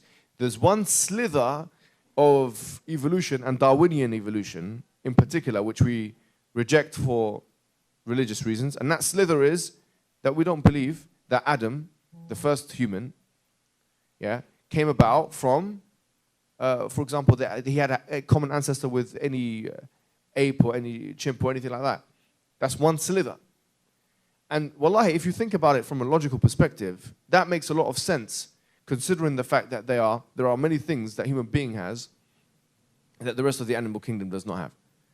Things like language, the ability to communicate in a certain way, morals, the ability to ask why, even anatomically, how we're positioned. There's many language and the way we can actually codify language, not just speak it. There's so many things that differentiate us from other species. Someone will say, okay, well, that's because we're the pinnacle of evolutionary status. It's not true, because evolution only looks at two things, widely speaking. One of them is reproductive capacity, and the other one is survival instinct, right? So really, you could argue that a bacteria is more evolved than a human being because it has an easier ability, it can reproduce quicker, and it can survive better. So this idea that human being, according to evolution, is the most developed thing is not actually true, based on the modes of assessing what is an evolved thing and what's not an evolved thing. There's an interesting book written by David Stove, by the way. It's called Darwinian Fairy Tales, and this guy is a well-known philosopher. And he shows you the differences, key differences in human being that basically could not have been explained by Darwinian evolution. And this makes us think, and he actually is an atheist, by the way. He's an atheist intellectual in Britain. And he comes to the conclusion, he says, I might believe in other forms of evolution, but human evolution in particular, he says the data for him, it doesn't fit the bill. It can't be. And he shows like so many counter examples. And wallah, he makes a very compelling case. And by the way, it was received quite well. And many people have that position. So it's not something which is absurd from a rational perspective. And by the way, Allah subhanahu wa ta'ala gives us a beautiful verse in the Quran dealing with this directly, where he says, ما أشهدتهم خلق السماوات والأرض ولا خلق أنفسهم وما كنت متخذ المضلين عضدا. I did not let them witness the creation of the heavens and the earth, nor the creation of themselves. In other words, it's not really a scientific exercise to say that human being evolved from a common ancestor with ape. It's actually a combination of different multidisciplinary studies. One of them is paleontology, which actually is the same as archaeology, by the way. When they pick up fossils, don't let the language, wallahi, don't let it fool you, yeah? When they pick up fossils, because they look at different strands of evidence, they look at RNA, they look at DNA, they look at the development of the, babies and animals in the womb of the mother in early stages, and then they look at fossils, the fossil record. And the fossil record is very important, by the way. The fossil record, looking at it, it depends upon a kind of archaeology, referred to as paleontology. But the question is, why is paleontology, which is extrapolating fossils, yeah? Why is that a science and not a pure history? It's actually history. It's pure history. Paleontology is pure history. You're a historian. So it requires you to be a historian, not just a scientist. Don't let anyone fool you on that. And it requires you to make historical inference, which can be revised and is being revised, has been revised. But the atheist community in this country and in the Western Europe in particular, are very much safeguarding, the theory of Darwinian evolution. You'll find that if you go to universities, maybe in California in particular, right? If you speak against Darwinian evolution, well, I had lots of conversations in Britain with scientists that have these beliefs. But if they come and say this stuff, their whole career is at risk. But if they said the same thing, if they questioned string theory, their career wouldn't be at risk. There's a lobby. Yeah, there really is a lobby to try and, safeguard Darwinian evolution in particular.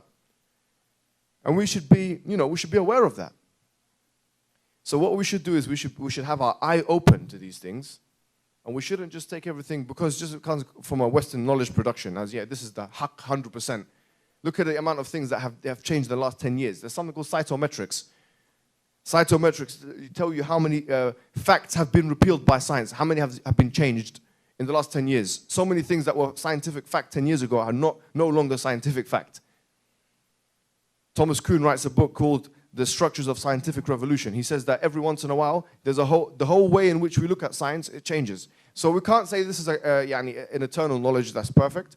And so the argument from Darwinian evolution is one that can only be probabilistic. So, probably this happened, therefore probably this happened. It can never be definitive.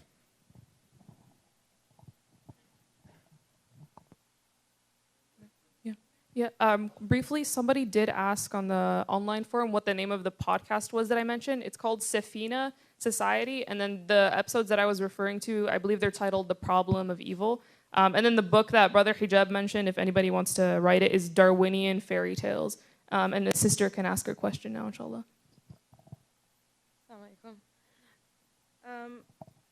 So it's not only Muslim men that are guilty of this, but since this is what we're speaking about, Muslim men use culture to belittle, closer, okay. So Muslim men use culture to belittle, to disrespect, and just disregard women.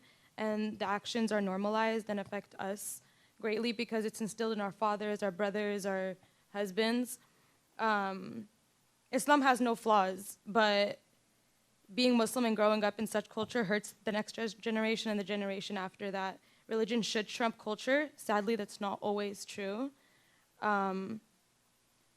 We fight to change that, but how do we change that as Muslims? How do we change that culture? You guys can start. To be honest, it is a big problem, yeah. It really is a big problem, and a lot of people go through this in different ways. Culture is one of the disease. You know, it's sadly, you know what my forefathers said. I need to prove to my family. You know how many brothers and sisters, yeah, in my marriage documentary, me personally, I've suffered racism, yeah? Suffered racism. Why? Oh, because you're not from our background, yeah? You're not Somalian. You're not Eritrean. You're not Bengali. You're not Pakistani. It's racism. It's racism. You're rejecting someone based on what? You don't even ask him, you know, do you pray your salah? Do you pray your salah? No. Are you from Somalia? Are you from our tribe? Yeah, you know gang members. They have signs as well, yeah? Yeah, are you from our tribe? You know, do you dance like us? No, I mean, it's no offense to Somali sisters, yeah? Wallahi, may Allah bless you. A lot of people have suffered this. A lot of people, Bengalis, whoever it may be, yeah? It's a big disease. It's every aspect. You are more concerned about what people think. Can you imagine that? Allah's legislation, Allah said, if a righteous man comes and asks for your daughter's hand, and if you don't, yani, if you check, yani, he's a good person, there will be fitna in the land. And this is the reason why zina and all this kind of stuff happen. It's the same. It goes back to what you're saying, sister. Culture. They're putting culture before anything. And I believe personally, it's to educate. Yani, to our parents respectfully, the Quran and the Sunnah. The Quran and the Sunnah. This is what the Prophet ﷺ said.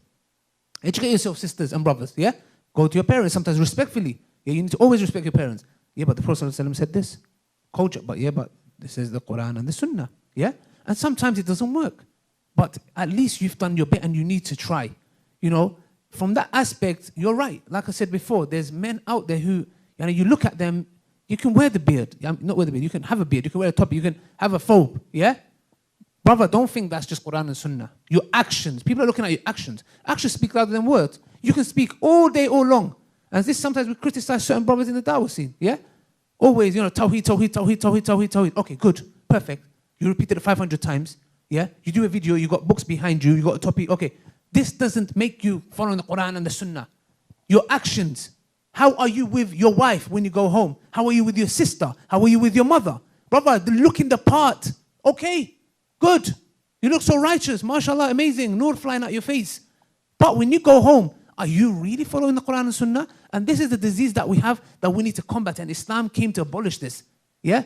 Your forefathers, nobody cares about your forefathers. Sorry.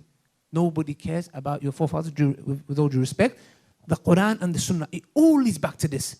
And everything, like you said, sister, it all stems from this. You do not worship Allah subhanahu wa ta'ala. You say, Iyaka na'budu, Iyaka nasta'in. You alone we worship, you alone we ask for help. Really? Is that the case? Well, is that the case when you're putting culture before Islam? And there's horror stories. There's a brother in the United Kingdom, I know a story, a black brother came to ask for a sister's hand. Oh, he's black. Oh, he's black. When it comes to Islam, mashallah, yes, you know, Bilal, he was a Sahabi, woo! Yes, hip hip, hooray! The same brother, uncle, I'm looking to get married. Oh, no, I would Bilal, no. Yeah, you should go. What the hell? Look at this hypocrisy. Look at this hypocrisy. And that's the reason why, for example, this story I'll tell you, this brother asked for the daughter's hand. They rejected him based on his color. This is what I've heard. Yeah? What happened? This brother says, okay, no problem, he leaves. Yeah? this sister falls pregnant from a non-Muslim, yeah? From a non-Muslim. And what's the parent doing now? You're banging your head against the wall now, yeah? Oh, that black brother, yes, that black brother. He came respectfully, asked for your daughter's hand, but no, you're black. Now your daughter's pregnant with a non-Muslim. There you go. And that's the punishment of Allah. If you disregard Allah's religion and make it secondary in your life, wallahi, attach yourself to anything beside the Quran and the Sunnah, Allah will humiliate you with that. Have no doubt about it. If you put Allah's religion second, Allah will put you second. You put the Quran and Sunnah first, and our sisters who are being abused or whoever, and vice versa. I'll be honest with you. Vice versa. I hear stories where there's a divorce happening, the wife doesn't show the kids. Oppression. Oppression. Both ways it works. And there's fathers who leave their kids and go. Wallahi, I find it ajib. What kind of an animal are you? You're leaving your kids and disappearing. It all goes back to sister the Quran and Sunnah. Look, research, and enforce that. If it's your parents, whoever it may be, your husband, look, this is what the Prophet ﷺ said. Yeah? In his last sermon. Yeah? The best amongst you are those that are best to your wives. I would personally say that. I don't know if hijab wants to elaborate.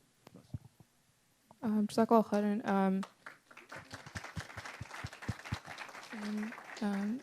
Yeah, sister, if I can also continue, because you've kind of hit at the crux of the issue, which is it's very easy to look at Islam and find evidences in it and find where in Islam women's rights are explicitly delineated, but then Muslims aren't implementing them. So then the question becomes, okay, well, like we don't have to use these secular frameworks. How do we actually get Muslims to implement Islam?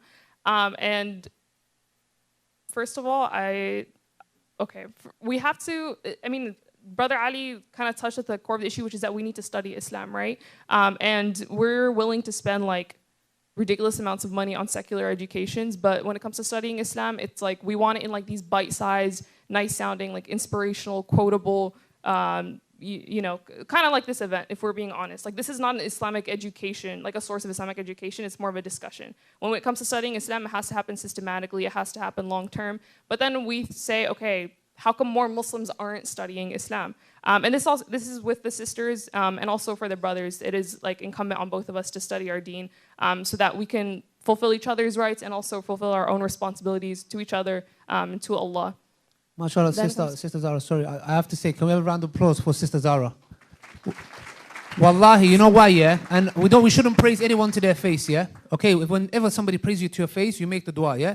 May Allah forgive me for what you do not know about me. And this goes for me and hijab. May Allah forgive us for what you do not know about us. Because it's Allah's mercy that you don't know our sins. And may Allah make us better than what you think of us. Yeah? So this is very important. And sister, wallahi, spot on. This is how we need to be. Our sisters, this is empowerment. This here is empowerment. You are proud of your identity and you have no shame. And you want to spread it. Look at the advice that she's given. This is how it needs to be. And wallahi, the Quran and the Sunnah is there. So may Allah bless her and sisters, and I'm sure there's many sisters like her in the crowd as well. I just want to say, wallahi, may Allah grant every single one of you guys Jannah. Actually, the next thing I was going to mention was that Sheikh Alauddin al-Bakri is in the audience, and I don't know if there are other people of knowledge in the audience, and I feel embarrassed to be sitting up here, and there's a huge irony that I'm sitting on this stage while you're sitting in the audience, Sheikh, so please forgive me for that. But what I want to talk about is our relationship to scholarship and how we, living in the West, we take a lot of like the dominant narratives that are floating around and then we superimpose them onto our own community, onto our own religion, even when they don't necessarily apply. So in the West, what we consider the intellectual class or academia it's like this elite, inaccessible, disconnected from the masses, you know, like your university professors basically. That's the intellectual class in the West. In Islam, Islamic knowledge there's no barriers to entry for Islamic knowledge, whether financial or otherwise. So the Islamic intellectual class, our ulama, our scholars, are not, we kind of superimpose this same understanding and conception onto them. Like the ulama are like disconnected, they're elitist, they don't understand my experiences, they're interpreting Islam in a way that's convenient. And we have to be really careful about like whether or not our conception of our scholars is actually, are we superimposing that? Or have we interacted with them extensively and studied this deen extensively to be able to say that? And our scholars are not prophets, they're not infallible, but the only reason that we have spaces like this, the only reason that like we know anything about Islam is because they preserved and transmitted the knowledge that we have. And also, when it comes to, Islam is also unique from other religions in that religious knowledge is not something that's secretive and kept away, and that like there's lay people and there's the clergy. We're not encouraged to remain lay people. So Muslims need to study Islam. And as much as we say that it is inaccessible, I'm going to do like a shameless plug here. I work on this website called the Qarawiyyin Project. And on there we have like a resource page that just lists a bunch of free resources for Islamic learning. That is not a substitute for sitting with a scholar and actually studying Islam systematically. But if you really do not have access to a scholar for whatever reason, use some of those resources. Seekers Hub is just one of like a dozen things on that list. So we do need to study Islam. And lastly, I'm sorry if I'm not adequately answering your question too. Like I'm not even it was an accident that I'm even like on this stage, to be honest. And we should continue listening to folks like Shaykh Ala ad-Din. But the last thing that what was I going to mention? Oh right. So a lot of times we do ask these questions of like how do we go about fixing so and so, and we want like a solution handed to us. And one time you guys all know who Imam Zaid Shakir is, I'm assuming. I asked him this like really complicated question about like racism and like how do we solve it in the Muslim community, and it was like really convoluted and unnecessary. And he told me to make dhikr. And that was the best piece of advice that anybody has ever given me. And I think that we forget to use the tools that Allah repeatedly tells us to use. So making dhikr and making dua, we can't emphasize those things enough. And to make tahajjud. Last thing I'll mention, just because it really impacted me, was that Ustad Abdurrahman Murphy has this like series on the Qalam podcast called Heartwork. And it's a tafsir of Surah Maryam, but one of the things that he mentions is that because in the surah there are a lot of instances of people like prophets and like Maryam alayhi salam asking Allah for things, and this just the concept of dua and what sincere dua looks like. And he said one time he went to one of his teachers and told him, I've been making dua for this one thing and I haven't gotten it yet. And I just keep making dua and I keep making dua and I'm getting frustrated and I don't know what else to do. And the teacher just point blank asked him, have you prayed tahajjud yet? And he was like, no, not yet. And he was like, do you actually want it?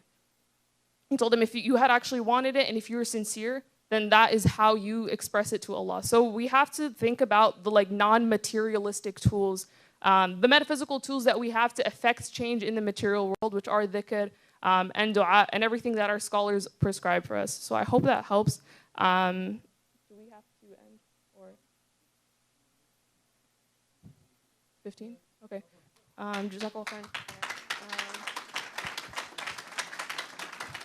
So got last 15 minutes, yeah? Yeah. Okay, no problem. Okay. And okay, next question. There are two kind of related questions, so I'll put them together. What does it mean to be well-rounded in tradition and secular knowledge? What would you say to those segments of the Muslim community and specifically Muslim leaders who still believe that the study of philosophy, even if it's to defend Islam, is anathema and completely haram? And then another person asked, while we're on the topic of evolution, is it wrong for a Muslim to study archaeology? So kind of this concept of secular knowledge. The question of the extent to which the study of philosophy is encouraged or allowed or whatever is actually a question that medieval scholars discussed at great length. Al-Ghazali wrote many books, Maqasid al-Falasifa, Tahafut al-Falasifa, Al-Munqidh min al-Dalal, and Ibn Taymiyyah wrote Dar al-Ta'ar bin al-Aqli wal-Naql. These are all famous titles. I don't want to bore anyone with this, but long story short, the general understanding is that you shouldn't really study philosophy, and this is from Ash'ari and Athari understanding. So both the Ash'aris and Atharis seem to be saying that, to be honest with you. So it really shouldn't be studying it unless it's from a safe source. In other words, unless it's from a source you can rely. Because the truth is this, I mean, I've studied philosophy for some time in my life, and someone can manipulate you with the study of philosophy. You can be manipulated with the study of philosophy, depending on who your teacher is, depending on how they teach you it, and so on. So people like Al-Ghazali, Ibn Taymiyyah and others, they did it so we don't really necessarily have to, you know, in the same way that they did it. We don't need to go into kalam in the same way that they did it, because they've done it for us, in other words, yeah? And the arguments that you're going to be provided from our tradition are going to be strong enough for you to deal with the challenges. Now, this is, I wouldn't say at all, this cannot be argued to be fard ayn. Yani, fard ayn, everyone has to study philosophy. No one would ever say that. Even some would disagree with the fact, Ibn Taymiyyah in his Ar-Raddu al-Mantiqiyin, he wrote a book called Ar-Raddu al-Mantiqiyin, a reply to the Mantiqiyin. He says that even fard kifaya, you couldn't argue that it's fard kifaya for some people. The truth is, though, one can make an argument that we need just like an inoculation, you know, an inoculation, where you basically inject yourself with, you know, a part of the disease in order for your body to develop antibodies to that disease. A vaccine, yeah, inoculation vaccine. So a vaccine effect, all you need, we're not saying go deep into the books of philosophy. Yeah, wallahi, it will be dry knowledge, and it will not, a lot of it is difficult to extract the thamara, which means the fruit of that knowledge. It's difficult. A lot of it is gibberish. A lot of it is mythology, frankly. Yeah, and you don't need to go through a strenuous process where you're literally going through it. You don't need to do that. What we recommend is literally to get the thamara straight away, which is to get the fruit of someone having already done that for you.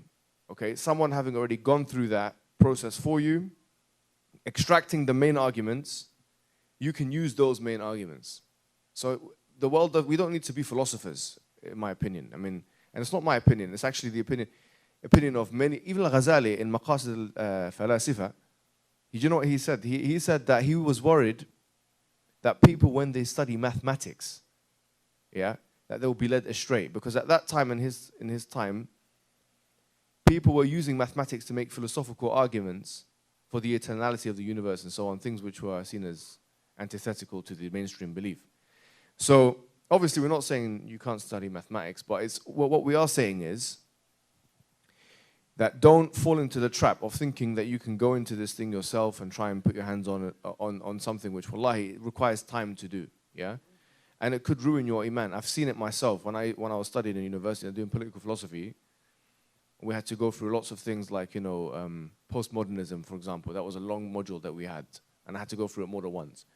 And I saw one particular brother, you know, he's on the verge of leaving Islam. It's a fire. Philosophy is a fire, okay? You're going to play with fire, you're going to get burnt. I'm saying to you guys, you don't need to do it. All you need to do is get the thamara of it, okay?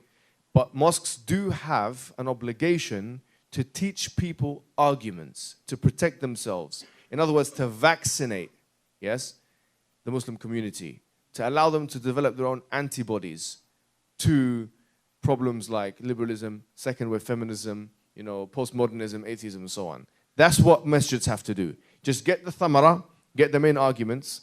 Some people that deal with that, tell the people the arguments. They don't need to go into the books of philosophy. I definitely would not recommend. Why would you want to read? Subhanallah, wallahi, yeah? Why would anyone want to read some books like that when you have the Quran? Because what is philosophy is wise sayings, yeah? But who's more wise than Allah subhanahu wa ta'ala? Sorry to say, yani.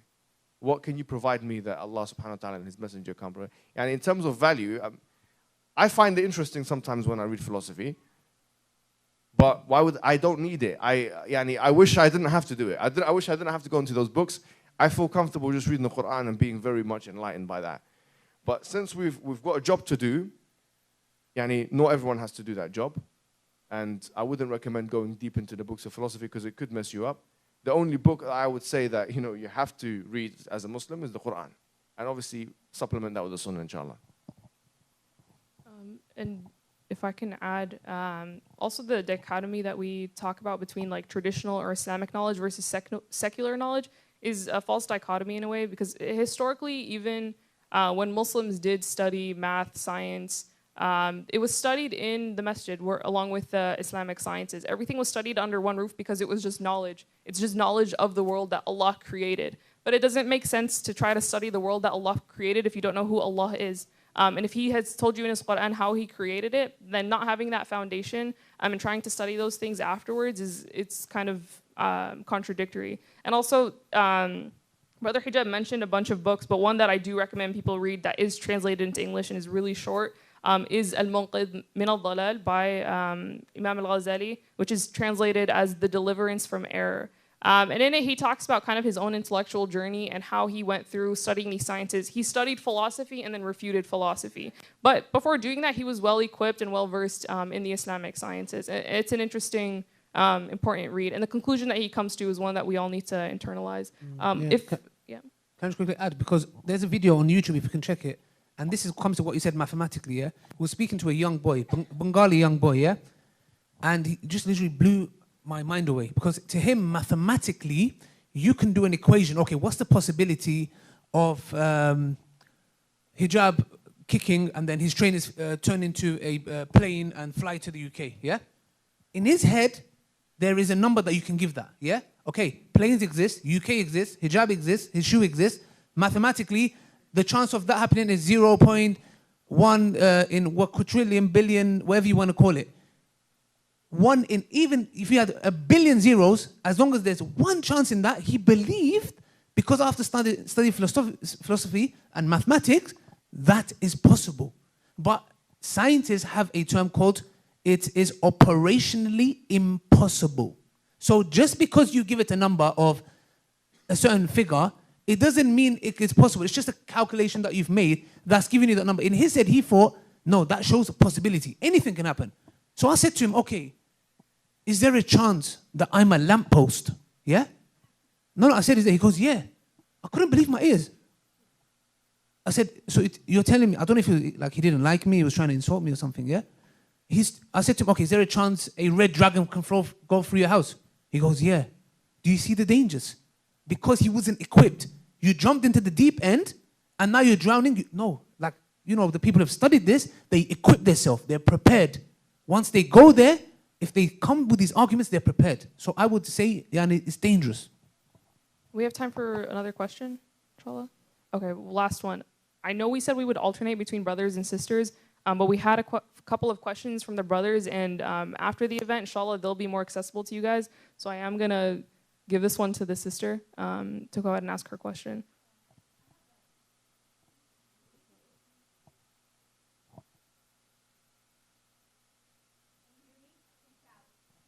Okay, Assalamu alaikum. I have a quick comment on the question that was asked by the brother earlier, that how come that Allah subhanahu wa ta'ala is the sustainer, and how come that all this tragedy is happening around us.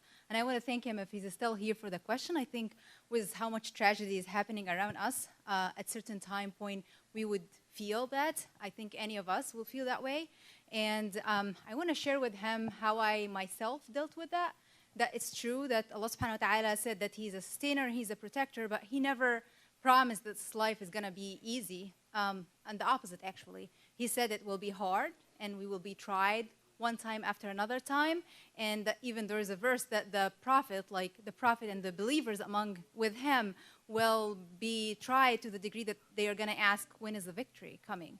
So that's just my way of dealing with this tragedy around us. Thank you. And also, to speak to that, being impoverished in this life, but having Iman, it guarantees you eternal felicity in the afterlife. So we need to also remember where are we actually gonna go after this temporary worldly existence, and how much are material riches worth in this dunya if we don't have Iman. But thank you, sister. Do you guys have anything to add to that, or can we give one last question to the brothers, inshallah? Okay, please go ahead. All right, so I'm struggling with, finding, you guys talked about a systematic way of learning Islam, or a curriculum of learning Islam. And you go to a sheikh and he says, he gives you a certain curriculum. But what's noticeable, and everyone here can test it out, is if you go to different shuyukh, they'll give you different answers of how to start off your Islam. Go learn fiqh, or start with the seerah of the Prophet, or start with the time of Jahiliyyah, or start in the order of revelation. So I was wondering what your guys' take on that was, and what the most systematic way of learning Islam is, and like what are the proofs of that? Proofs of that. Now you're getting sounding like polemic. Okay, so خيركم من تعلم القرآن وعلمه. Proofs. The best of you are those who learn Quran and teach it. So the best of you, and by the way, the hadith, the best of you comes in many different forms. Like the best of you are those who are best to their wives, the best of you. But yani, this shows you the importance of memorizing, learning the Quran.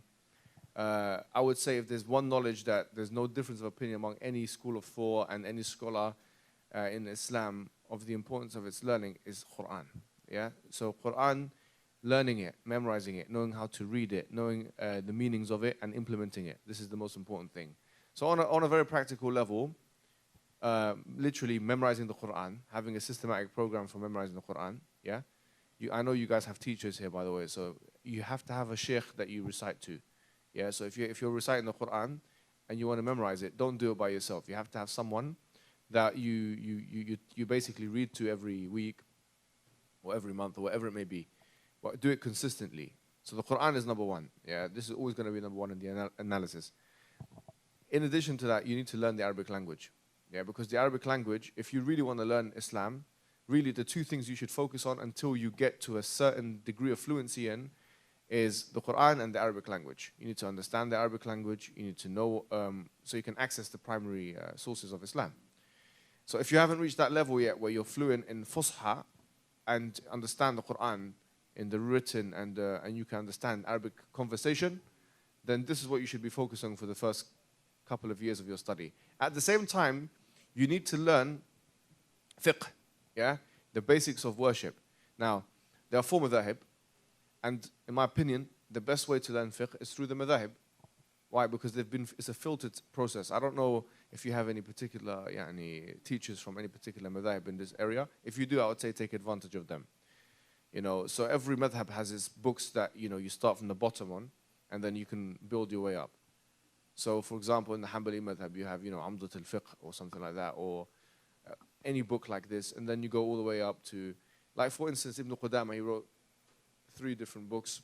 And he actually made it in a way that the talib, the student of knowledge, can start with the bottom one, and then you go to the al-Kafi and the al-Mughni, which is the top one, and so on. So there are systems within the madhahib. But I would say if you want to study fiqh, do not study the Quran and Sunnah by yourself. I know one guy in the UK, and he was giving me a fatwa, and whatever. I said to him, "What's wrong with you? What's your qualifications?" He said, I read Bukhari twice.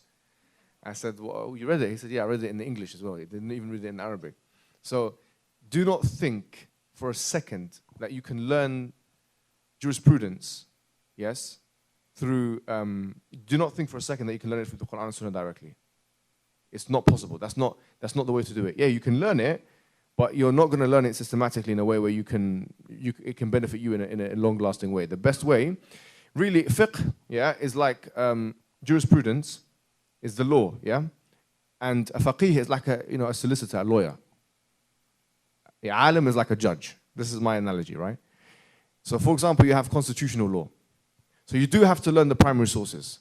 In this case, let's say the primary source, the Quran, is like the analogous to the constitution, yeah?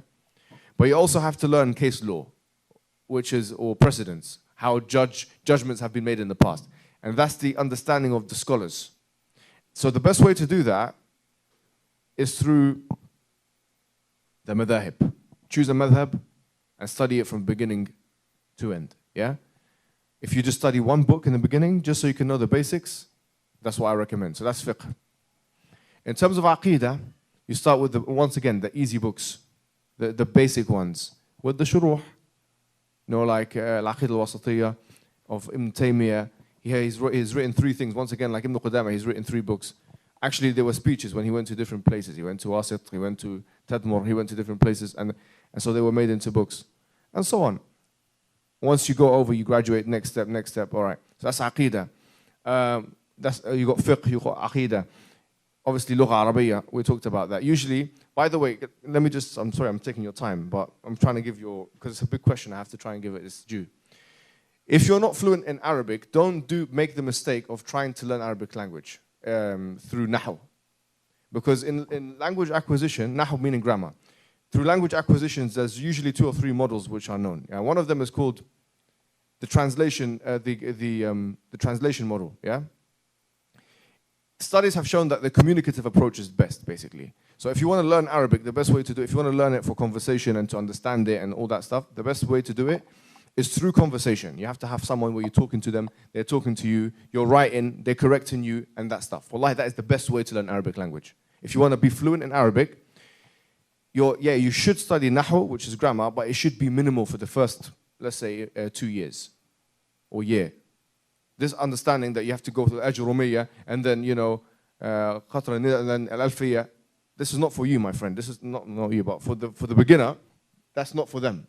It's for someone who is a student of knowledge now, who understands the Arabic language, that can access the language. So I would say with Arabic language, focus on language acquisition, Go to a school, that they teach Arabic and so on. Usul al-Fiqh, which is another branch, is the principles of jurisprudence. There are small books. For example, Waraqat is a small book. There are lots of small books you can read. In some, there are many books that have been written on the kind of structures that you can use in order to learn Islamic studies in a systematic way. I would say just pick a syllabus and go with it. But so long as the sister said correctly, wallahi, it's a very good piece of advice.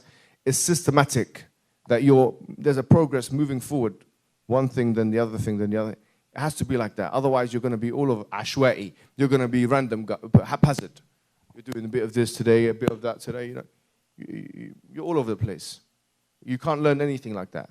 Imagine if you had to learn medicine like that, or law. I'm going to focus on this part of the anatomy. No, there has to be a proper method of study, inshallah. So hopefully that answers your question. Do you have any other follow-ups?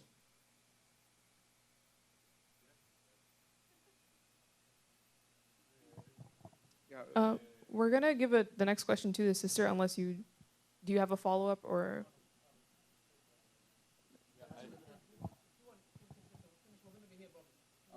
Okay, you can speak to them afterwards, inshallah. Yeah. The sisters want to have as much opportunity. Yeah, go for it, Kareem. Assalamu alaikum. So I just have a question about back to feminism, but can someone like agree with certain parts of feminism, which is like the Me Too movement, equal pay, women's right to vote? Because I personally don't agree with the labeling of a Muslim feminist, because when you put those right next to each other, you make them seem very equal, and I don't think that's the intent of many Muslim feminists. So is it possible to agree with main aspects of feminism, because like the Me Too movement as equal pay and right to vote, basically? Yeah, I can. There's a difference between disagreeing with a framework and with like their sources of knowledge and the way they determine right and wrong versus disagreeing with their conclusion. So sometimes they'll come to a conclusion that we agree with, which is that, like for example, the Me Too movement, that like women have the right to protection and they have the right to like go through a justice system in order to like right a wrong against them if it's a criminal wrong. So there's no like problem with that necessarily. But again, when it comes to the labeling, and I think I mentioned this to you earlier, which is that if you do try to walk into a space with feminists of like all strands, of all faith backgrounds, and you say, I'm a Muslim feminist, that means that like I agree with you that women have certain rights and that they should be empowered, but I disagree that I don't think men and women are the same. I don't think men and women can change their genders. I do think that men are obligated to financially support women, and that women are not obligated to financially support men. I think that women have to cover in ways that men don't. They're going to tell you you're not a feminist.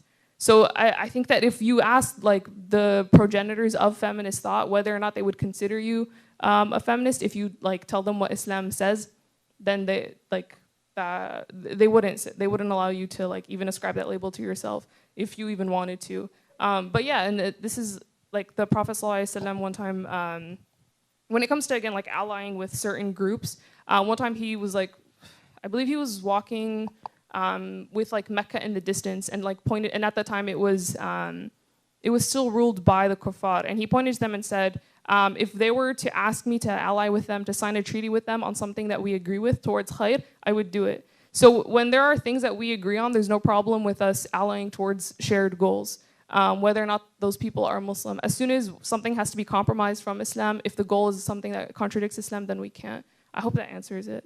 Yeah. Do you guys want to add anything as well? Okay. Do we have time for more questions, or we done? Okay, I know it's pretty late. We good? Huh? Oh, right. So we are going to end questions, but last thing is that we do have a feedback form. So if anybody has just any thoughts in general on the event, they can send it to the MCA Youth Committee. They do, like, we'll read through your feedback, take it seriously, and use it to plan future events. And do look out for future events. This is like an ongoing conversation. Please forgive me if I wasn't able to represent your guys' questions accurately, or if I said anything that was incorrect. Jazakallah khairan to our speakers for visiting us all the way in the United States, for taking the time to answer our questions.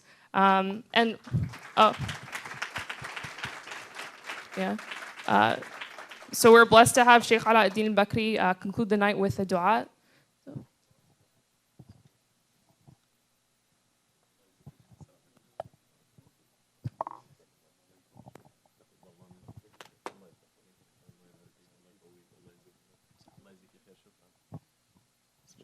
تعال we sit together here. بسم الله. اللهم أرنا الحق حقا وارزقنا اتباعه وأرنا الباطل باطلا وارزقنا اجتنابه واجعلنا من عبادك الصالحين. Ya Allah, show us the truth as the truth and help us to follow it, and show us falsehood as falsehood and help us to avoid it, and make us from the righteous, Ya Rabbil Alameen. Ya Allah, enlighten our hearts and minds with the truth and with the knowledge that could enlighten our life, Ya Rabbil Alameen. Make us callers for guidance, not callers for misguidance, Ya Allah. Make the truth come on our tongues and on our hearts, Ya Rabbil Alameen. Give us the chance to serve you and make us channels of enlightenment, of mercy, of help, of charity, Ya Rabbil Alameen. Ya Allah, give us the strength and the courage to keep on serving you in the face of all the trials and tribulation that we might face in this cause, Ya Rabbil Alameen. Ya Allah, consider us and make us from those that are great and honorable in your eyes, Ya Rabbil Alameen. And make us مع النبيين والصديقين والشهداء والصالحين, Ya Rabbil Alameen. Ya Allah, make us live on Islam, Ya Rabbil Alameen. Make us die on the millah of Islam and resurrect us with the shahada of Ashhadu an la ilaha illallah wa Ashhadu anna Muhammadan Rasulullah, and resurrect us with the prophets and messengers and make us enter Jannah without hisab or adab or iqab, Ya Rabbil Alameen. Ya Allah, instill love in our hearts for one another. Ya Allah, help us to be sincere and guide us to the truth, Ya Rabbil Alameen. We thank you, Ya Allah, for this night and for all the guidance that you give us through brothers and sisters who dedicate themselves to knowledge, Ya Rabbil Alameen. Ya Allah, make us from the followers of your book and the sunnah of your Prophet sallallahu alayhi wa alihi wa sallam. Subhana rabbika rabbil izzati amma yasifun wa salamun ala al-mursaleen walhamdulillahi rabbil alameen wa sallallahu ala sayyidina Muhammad wa ala alihi wa sahbihi ajma'in. Jazakumullah.